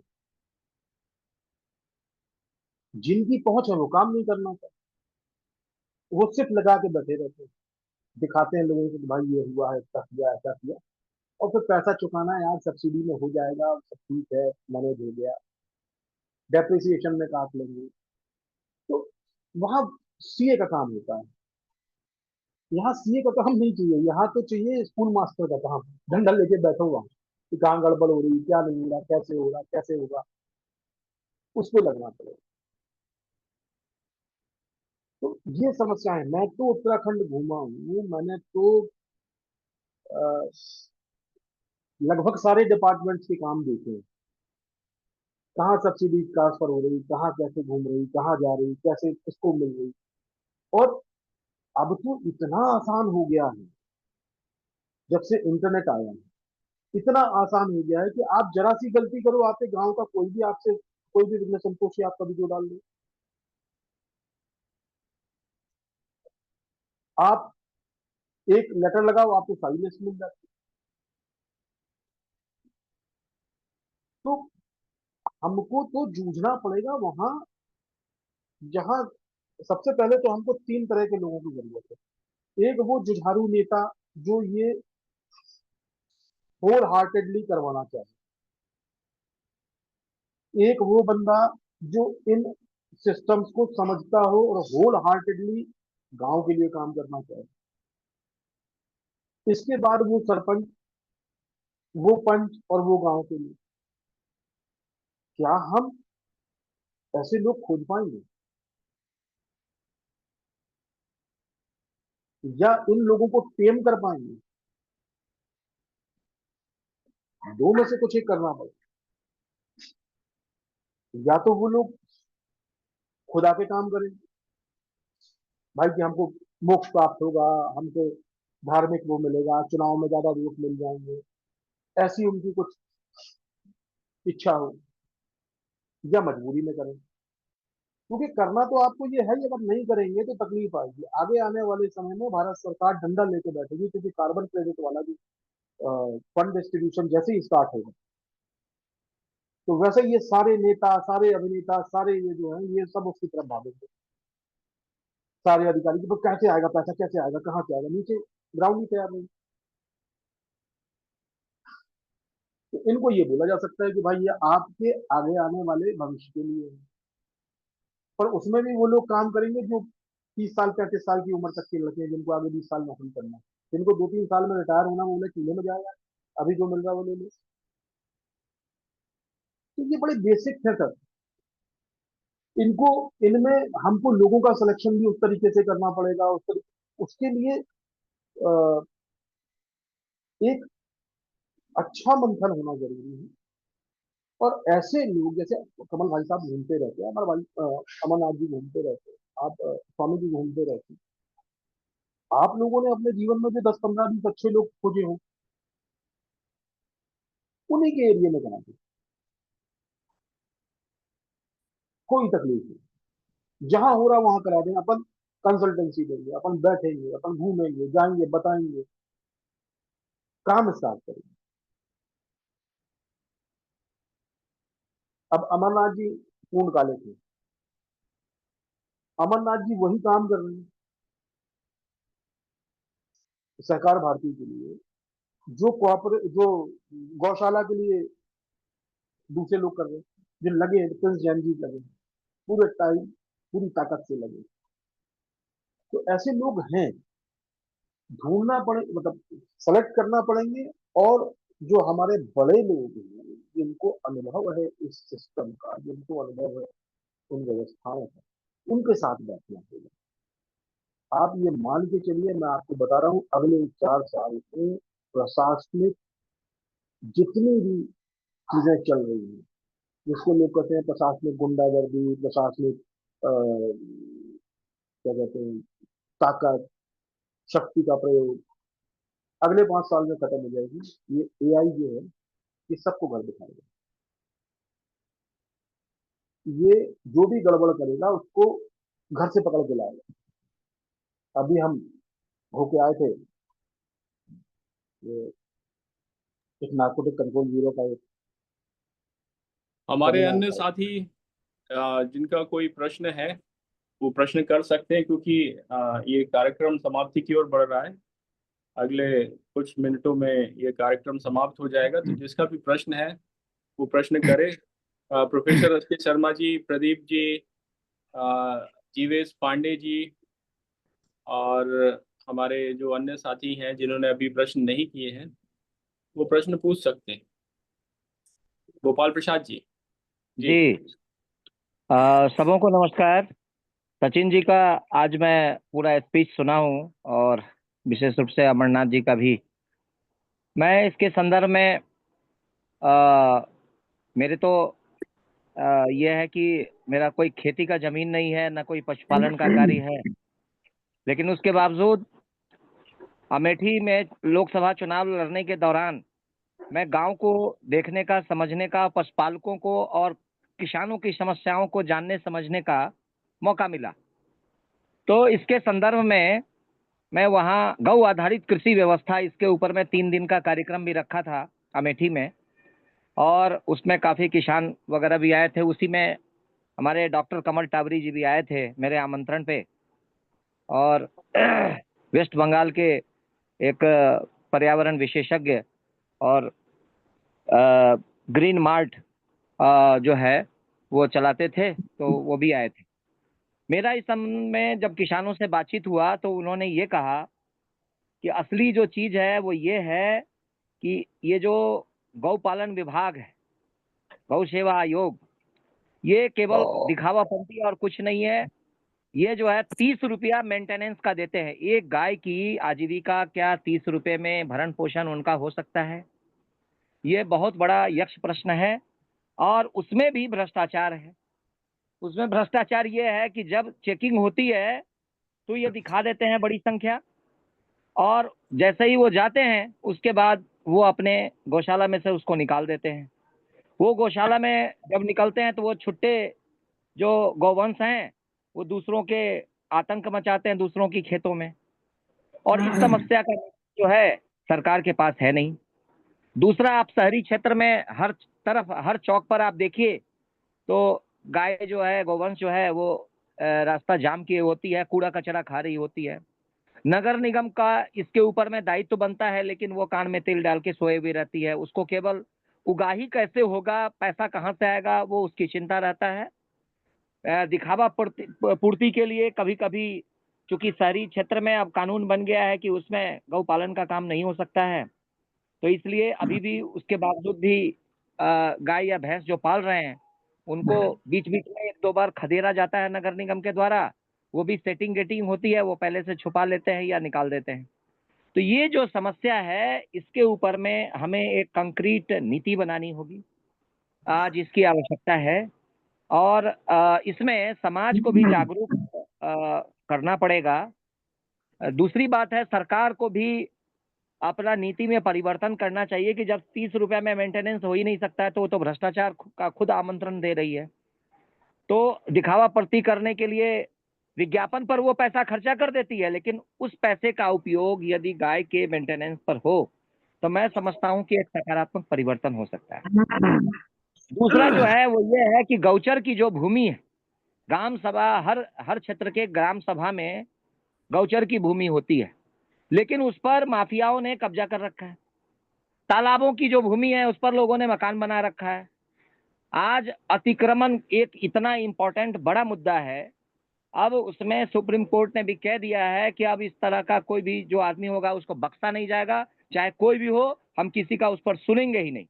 जो भी इंक्रोचमेंट है एकदम तुरंत डेमोलिश किया जाए। जो बड़े नालों को अवरुद्ध करता हो, इस तरह से तालाब की भूमि पर हो या इसका हो, उस पर जो भी अतिक्रमण है उसको तुरंत डेमोलिश किया जाए। अब इसी में पॉइंट ये है, हम लोगों की भूमिका अब शुरू होती है। हम लोगों की भूमिका बस इतनी है कि आप कलेक्शन करके माफियाओं का लिस्ट जो है जरा उस उच्च अधिकार प्राप्त जो कमिटी है सुप्रीम कोर्ट की, उस तक फॉरवर्ड करने की है। जो भी वहां का एक प्रोसेस है वो डीएम के माध्यम से भी हो सकता है इंटीमेट करने का, लेकिन ओवरऑल वो उच्च अधिकार प्राप्त कमिटी के पास खाली पहुंचना चाहिए। फिर वो कोई भी अतिक्रमणकर्ता जो है बख्शे नहीं जाएंगे, कोई भी माफिया जो है बख्शा नहीं जाएगा। सुप्रीम कोर्ट का एक ऑर्डर है गोचर भूमि के ऊपर में, तो वो काफी पहले का है, मेरे ख्याल से 1990 के आसपास का है। तो उसमें सुप्रीम कोर्ट का रूलिंग है कि ग्राम सभा की जो भूमि है उस पर 5% जो भूमि है वो गोचर भूमि के रूप में रिजर्व रखना पड़ेगा, इट इज मैंडेटरी। लेकिन बड़े घोर आश्चर्य की बात है, सुप्रीम कोर्ट ने रूलिंग तो दे दिया, लेकिन उसका इम्प्लीमेंटेशन कौन करेगा? इम्प्लीमेंटेशन करेगी राज्य सरकार। राज्य सरकार के जो आयोग हैं, जिन्होंने जो अपना डपोरसंखी केवल वादा और घोषणा कर रहा है, वो जो है उसकी असलियत आज जो है मैंने एक आरटीआई के माध्यम से मैंने खोल के रख दिया है। आज ही मेरे पास जवाब आया है, और ये आया है कार्यालय निदेशक प्रशासन एवं विकास पशुपालन विभाग उत्तर प्रदेश लखनऊ।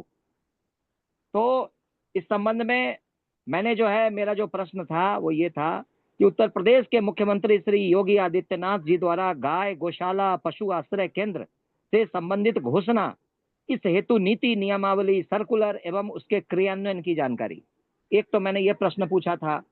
उक्त संदर्भ में उत्तर प्रदेश के समस्त जिलाधिकारियों द्वारा मुख्यमंत्री को प्रेषित रिपोर्ट के आधार पर जितने जिले के जितने तहसील में जितने गौशालाओं और पशु आश्रय केंद्रों में जितने गोवंश है की संख्या की अभिप्रमाणित प्रतिलिपि ये मांगी थी।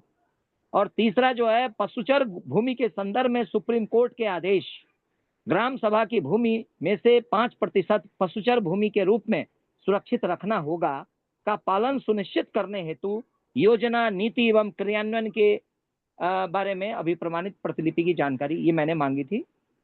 और चौथा मैंने पूछा था कि उक्त हेतु animal welfare board of India के दिशा निर्देशों का पालन सुनिश्चित करने हेतु योजना नीति क्रियान्वयन के अभिप्रमाणित प्रतिलिपि की जानकारी। अब देखिए, उत्तर प्रदेश गौ सेवा आयोग जिसकी अभी भी चर्चा हुई, उनकी वास्तविकता यह है कि इन्होंने एक लिस्ट मुझे खाली सौंप दिया, एक सर्कुलर डिपार्टमेंटल वो दे दिया कि हाँ इस सर्कुलर के तहत जो है ये सब किया जा रहा है, और इसमें हमारा ये बजट है, इसमें ऐसा है, इसका रूल्स है, रेगुलेशंस है, ये तो दे दिया। और दूसरा जो है, इन्होंने एक लिस्ट मुझे दिया है जो जनपदवार कुल अद्यतन संरक्षित गोवंशों की सूचना है। उसमें हर जिला का मेरे पास चार्ट उन्होंने भेजा है, जनपदवार कुल गो आश्रय स्थल की संख्या और अद्यतन संरक्षित गोवंश, कितने गोवंश संरक्षित किए गए हैं, इसकी इन्होंने सूचना मुझे भेजी है। लेकिन बड़े आश्चर्य की बात है कि 2 क्वेश्चन का जवाब जो है इन्होंने देना श्रेष्ठकर नहीं समझा, और इन्होंने उत्तर में लिखा है विभाग से संबंधित नहीं है। अब सवाल ये उठता है कि सुप्रीम कोर्ट का रेगुलेशन है, गोचर भूमि के संरक्षण के ऊपर में स्पष्ट आदेश है, इसका पालन करना है राज्य सरकारों को, और राज्य सरकार का वह विभाग जो गाय की सेवा का दावा करता है, वह विभाग मुझे उत्तर दे रहा है कि विभाग से संबंधित नहीं है। क्या भारत का ब्यूरोक्रेसी, हमारा भाजपा का राज्य सरकार और केंद्र सरकार मुझे ये बता सकता है कि यह किस विभाग से हम पूछे? क्या गृह मंत्रालय बताएगा? क्या मुख्यमंत्री कार्यालय बताएगा? क्या प्रधानमंत्री कार्यालय बताएगा? क्या रक्षा मंत्रालय बताएगा? क्या फाइनेंस डिपार्टमेंट बताएगा? तो सवाल ये उठता है कि जिस विभाग से संबंधित यह प्रश्न है, जिसको इंप्लीमेंट करना है, वह मुझे इसलिए उत्तर दे रहा है कि उसने कुछ किया ही नहीं है। दूसरी बात, एनिमल वेलफेयर बोर्ड बना दिया गया है। अब वो है पशुपालन विभाग मंत्रालय के अंतर्गत में। मैंने उसका 7 दिन का कोर्स किया था। उसमें पूरे भारत का इनका तामझाम ये है कि अपने तो नेता और ब्यूरोक्रेट्स अपना वेतन बढ़ा रहे हैं और इनको चाहिए फ्री का सेवक।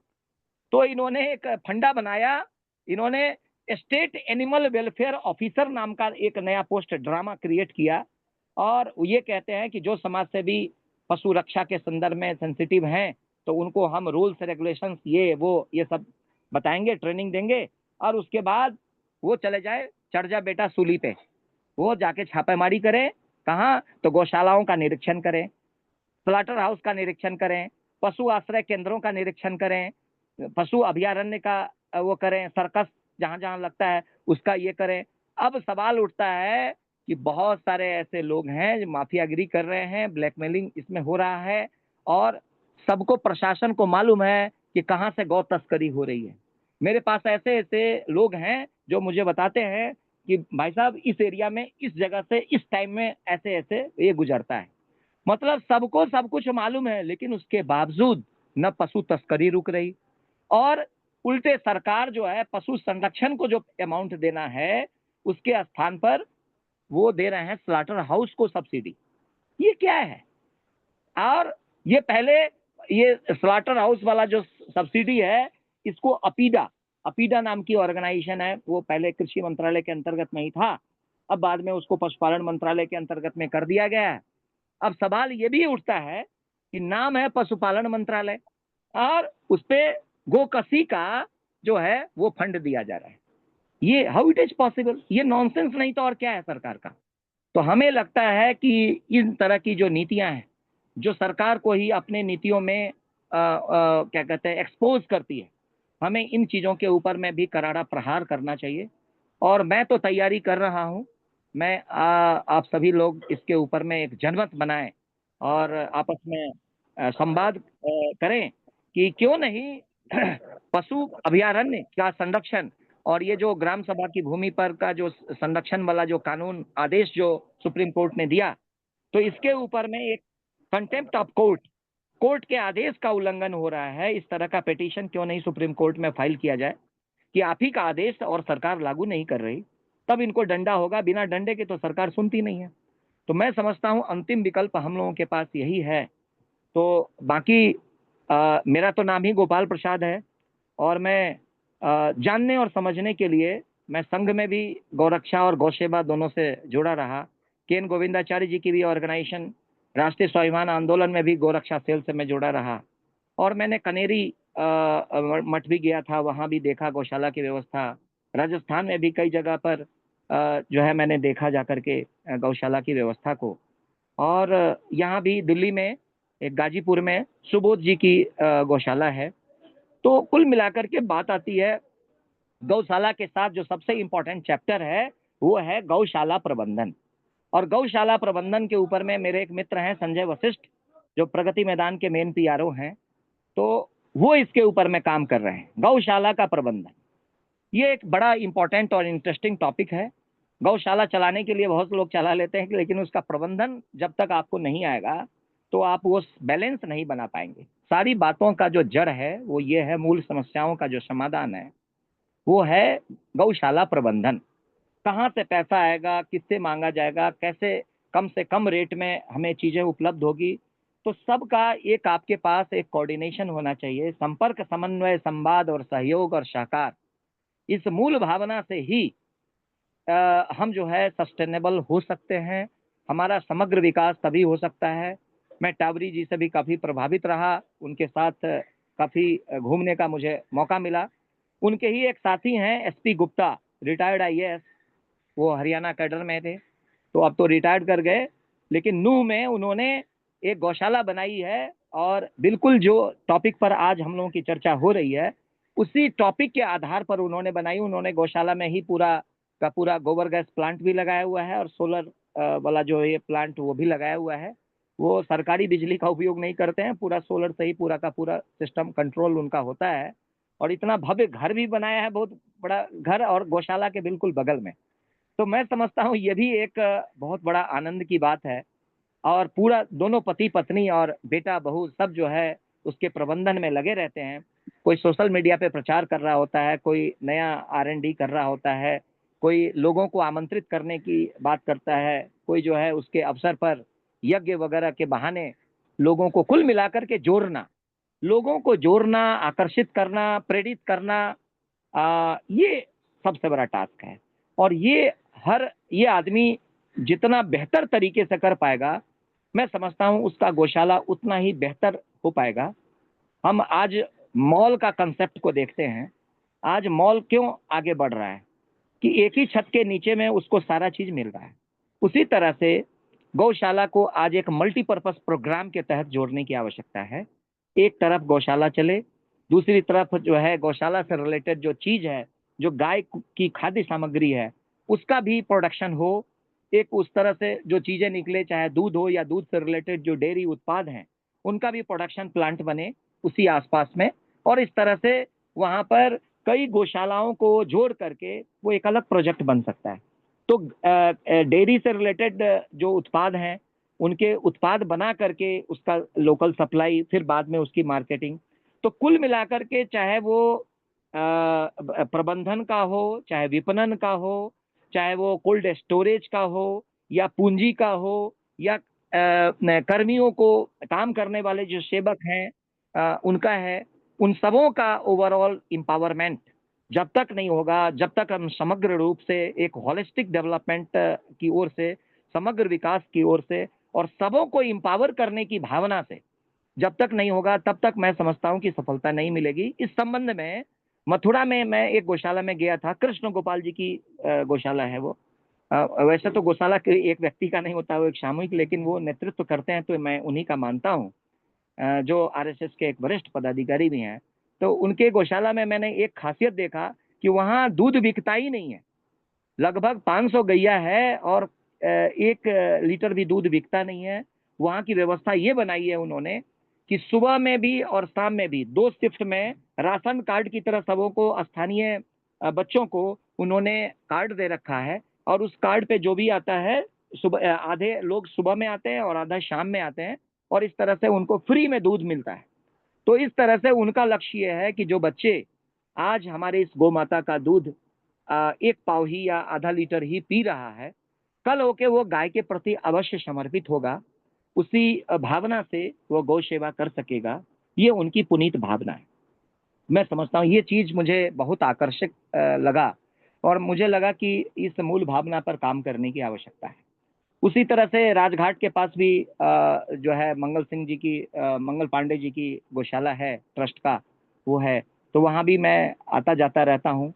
तो उनकी व्यथा को मैं सुनता रहता हूँ कि एक प्रबंधक को, एक ट्रस्टी को, या एक महंत को, या गौशाला संचालक को कितनी तरह की परेशानियों का सामना करना पड़ता है। कभी गाय बीमार हो गई तो उसके दवा का प्रबंध है, कभी उसके भोजन का है, कभी गुड़ का है, तो कभी आंधी तूफान आ गया तो छप्पड़ उड़ गया। तो कुल मिलाकर के हमें एक एक चीज की, हम बात तो ऊपर से कर लेते हैं, लेकिन एक जो पीड़ित व्यक्ति है, जो उसको जी रहा है, जो उसको समझ रहा है, उसकी पीड़ा को जब तक आप सुनेंगे नहीं, जानेंगे नहीं, उन सबों को आइडेंटिफाई करने की जरूरत है। और गवर्नमेंट की जब भी कोई प्लान एंड पॉलिसी बने, तब उस टाइम में जो जागरूक लोग हैं उस वास्तविक पीड़ा को, वास्तविक जो समस्याएं हैं उनको वहां पर रखने की आवश्यकता है।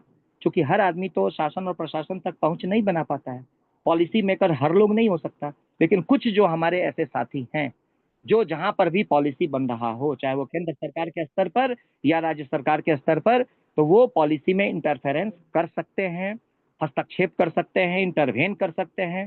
तो मैं समझता हूँ आज की एक बहुत बड़ी आवश्यकता है। बाकी ऐसा नहीं है कि जो गाय पालन कर रहा हो उसी को अनुभव है, मैं इस बात से भी सहमत नहीं हूँ। जो नहीं भी कर रहा है वो भी उसको बढ़िया समझ सकता है, और करने वाला व्यक्ति तो बस उसको केवल कर रहा है, उससे आगे की सोच अगर नहीं रख रहा है वो, कि इसका समस्याओं का निदान कहाँ से होगा, कौन कौन सी ऐसी ऑर्गेनाइजेशन है, तो कुल मिलाकर के फिर सारी बातें, समस्याओं का मूल जो है उसका समाधान जो है वो मुझे कोऑपरेटिव सोसाइटी ही लगता है। कोऑपरेटिव का ही वो समाधान है। संपर्क, समन्वय, संवाद, सहयोग और सहकार ही वो एक फार्मूला है जिसके माध्यम से इन सारी समस्याओं का निदान किया जा सकता है। धन्यवाद गोपाल जी, आपने बहुत विस्तार से समस्या और समाधान दोनों पर प्रकाश डाला। सचिन जी, अभी जो गोपाल जी ने बातें रखी हैं, इस पर आप कुछ कहना चाहते हैं? सचिन जी। जी भाई साहब, थोड़ा सा कुछ कहना चाहेंगे। मैं सिर्फ ये कहना चाह रहा था कि गौ पालकों के लिए जो गौ पालन है, या जो गाय बाहर घूम रही है उसको घर के अंदर या गौशाला में रखने की जो व्यवस्था है, हम चाहते हैं कि इसको इतना लुक्रेटिव बना दें, इसमें इतना प्रॉफिट दिखने लगे कि लोग व्यापार छोड़ के आए। थोड़ा माइक को हमको पास गाय, रख के बोलना पड़ेगा सचिन भाई साहब, अब माइक को पास रखिए थोड़ा। एक सेकंड, एक सेकंड, अब क्लियर हुआ कुछ? हेलो, हाँ क्लियर है, बोलिए।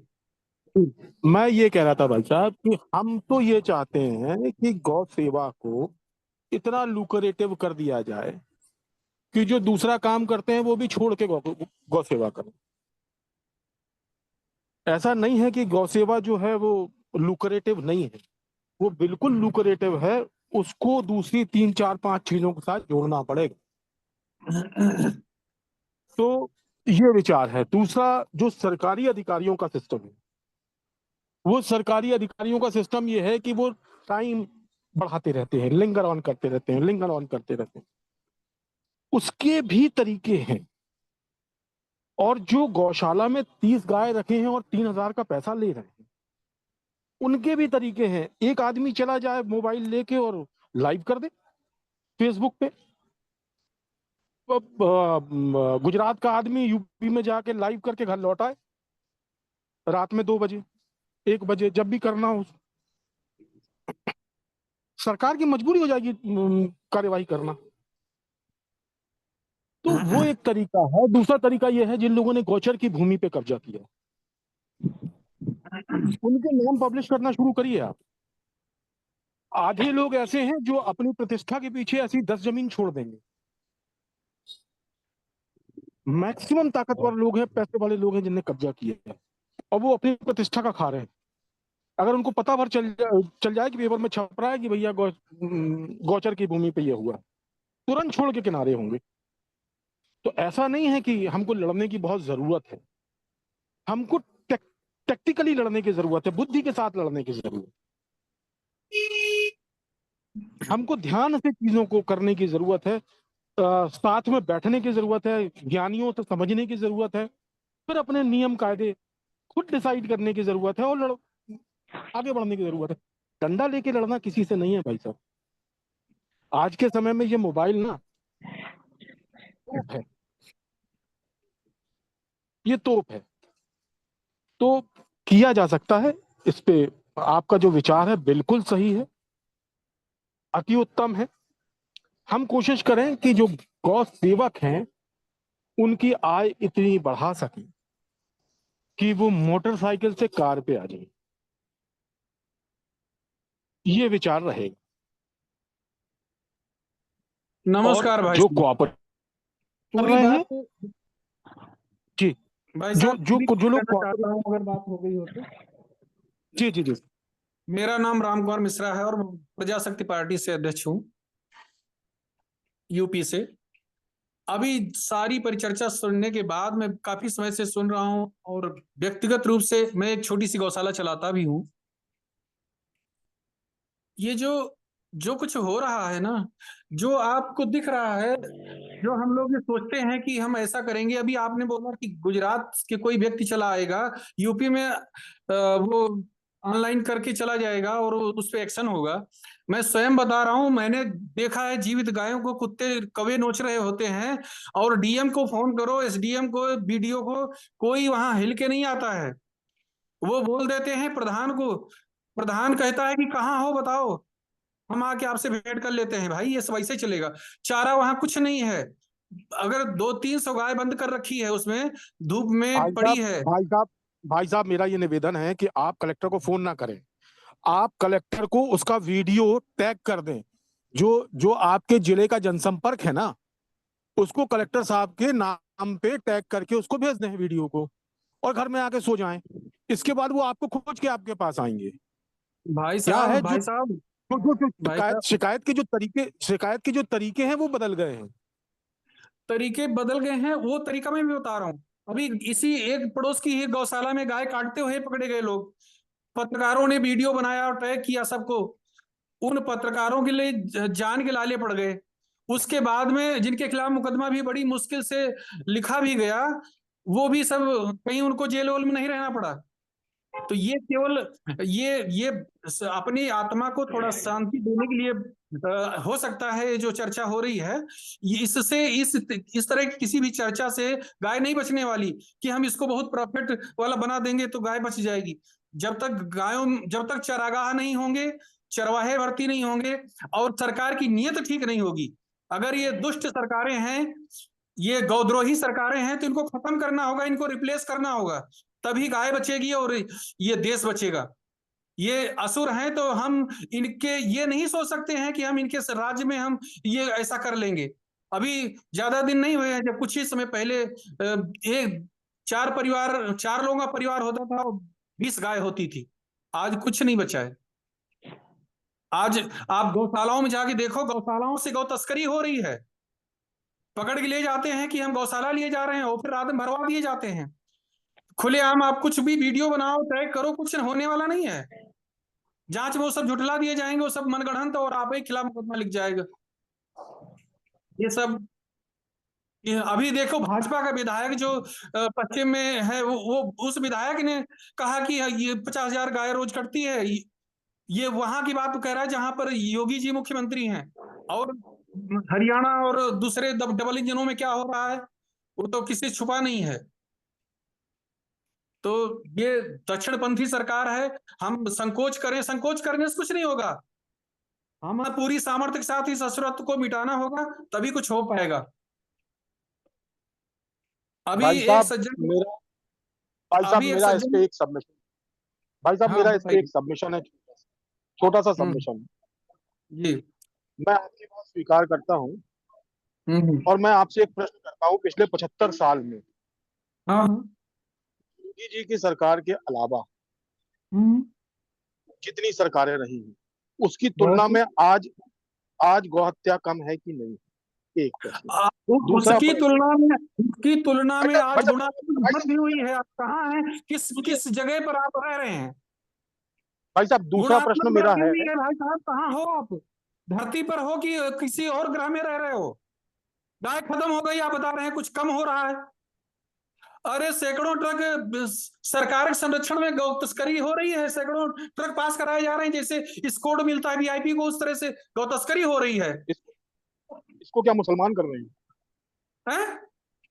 इसको क्या मुसलमान कर रहे हैं? अरे या इसमें हिंदू भी या शामिल? मुसलमान का कोई मतलब नहीं है, वही मुसलमान है जो ये काम कर रहा है।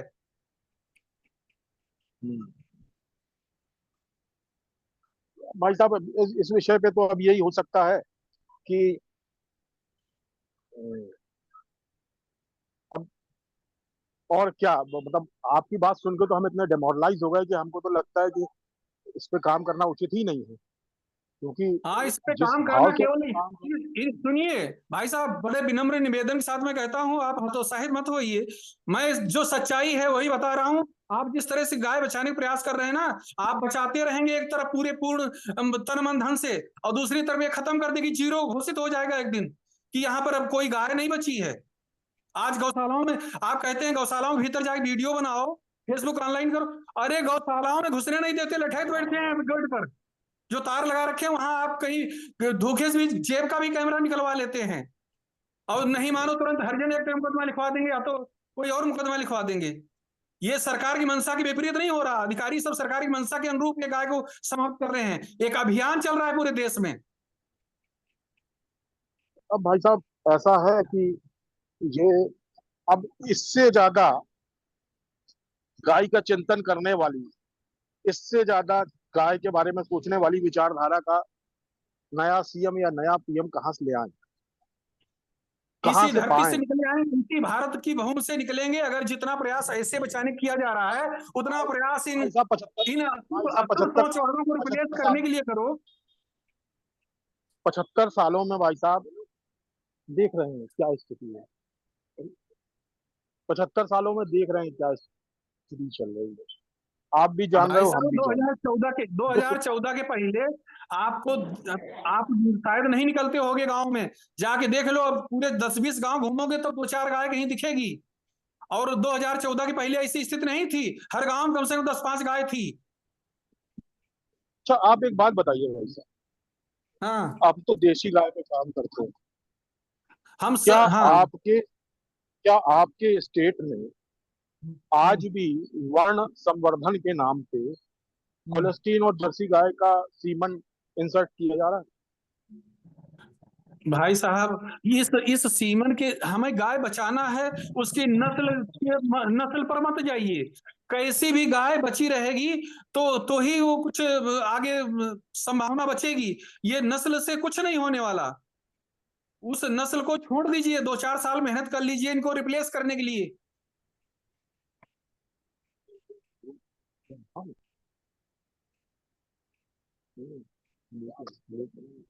अच्छा मिश्रा जी और बाकी साथियों से निवेदन है, कृपया अपना फोन नंबर जरूर डाल देंगे, जिससे भविष्य में जिस तरह के आप कार्य की तरफ इशारा कर रहे हैं मिलजुल के बढ़ सकें। कृपया निवेदन है, कृपया चैट बॉक्स में अपना फोन नंबर अवश्य डाल देंगे अपने नाम के साथ, नाम और स्थान के साथ। थैंक यू वेरी मच, धन्यवाद।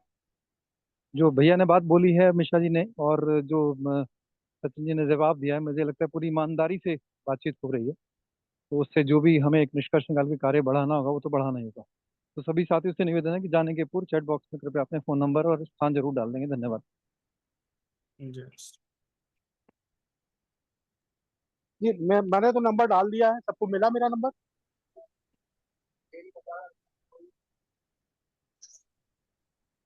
भाई साहब ग्रुप में भी है।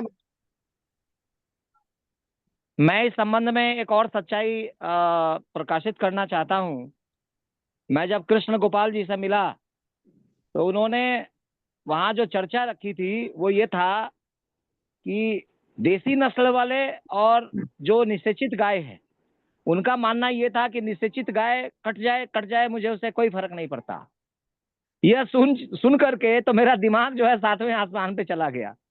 मैं इतने बड़े संघ के पदाधिकारी का यह उद्बोधन सुन के तो हतप्रभ था कि ये उनकी मानसिकता है। बस अभी जो भाई साहब जो ये चर्चा कर रहे थे मिश्रा जी, तो उनकी बातें तब मुझे वो एक जैसा लग रहा है कि देखिए उनका अपना मानना है कि हम देसी नस्ल को तो बचाएंगे। संघ की जो मानसिकता है या उनकी जो आनुषंगिक संगठन है, तो उसमें यही शिक्षा दी जा रही है कि हमें केवल देसी नस्ल के गायों को ही बचाना है। उसी सीमेंस की वो बात कर रहे हैं, उसी को बचाने की बात कर रहे हैं।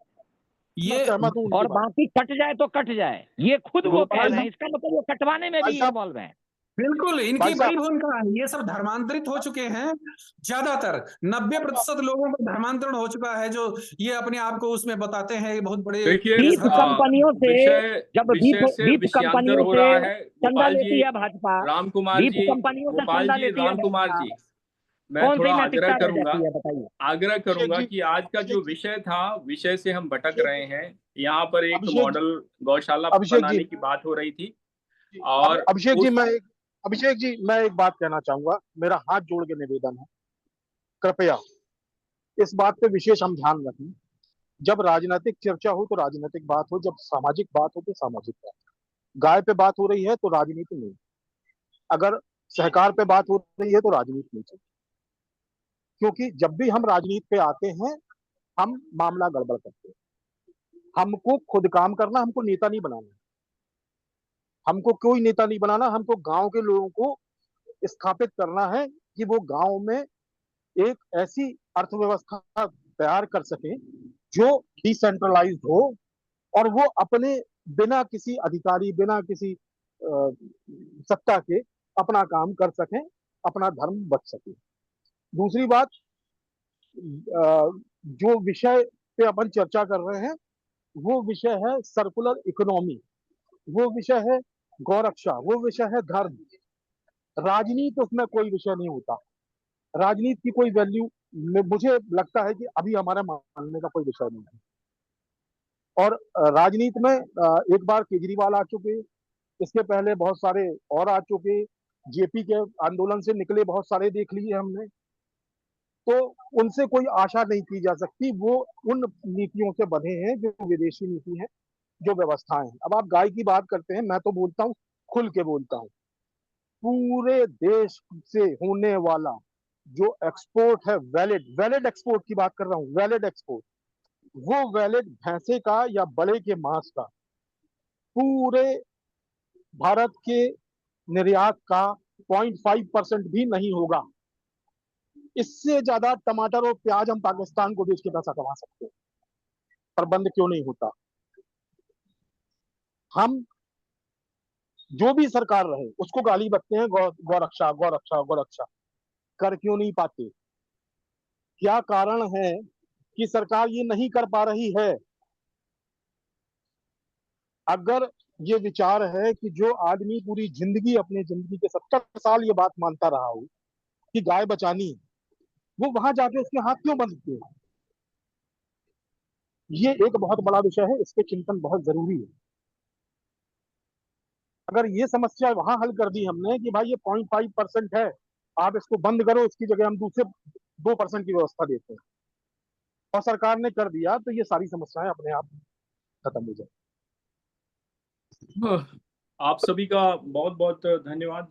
आज चर्चा बहुत लंबी चली और काफ़ी अलग अलग डायमेंशन इसके टच किए गए। साथ ही साथ सचिन अवस्थी जी ने हर विषय पे बहुत बेबाकी से और बहुत अपनी बुद्धिमत्ता से हर प्रश्न का जवाब देने का प्रयास किया।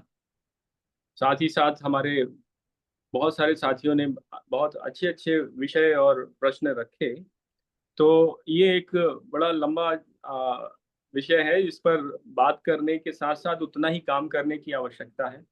और समस्याएं हैं, ये तो सच बात है, लेकिन साथ ही साथ अगर हम लोग मिलके काम करेंगे तो समाधान भी निकलेंगे। इसी आशा के साथ हम लोग आज विदा लेना चाहेंगे और इसी चर्चा के क्रम को आगे और किसी दिन बढ़ाएंगे। कल का जो विषय है वो है भारतीय कृषक समाज, और जिस पर बोलने के लिए हमारे बीच में रहेंगे डॉक्टर सुभाष नालंगे जी, जिन्होंने अपने दम पर, अपने पुरुषार्थ के दम पर पिछले कुछ वर्षों में कई सौ करोड़ रुपए का साम्राज्य एग्रो एंटरप्रेन्योरशिप का खड़ा किया है, कोऑपरेटिव बेस्ड, महाराष्ट्र में। तो वो अपने अनुभव साझा करेंगे। कल 8:15 बजे हम लोग मिलेंगे। आप सभी का समय देने के लिए धन्यवाद। शुभ रात्रि, कल मिलते हैं।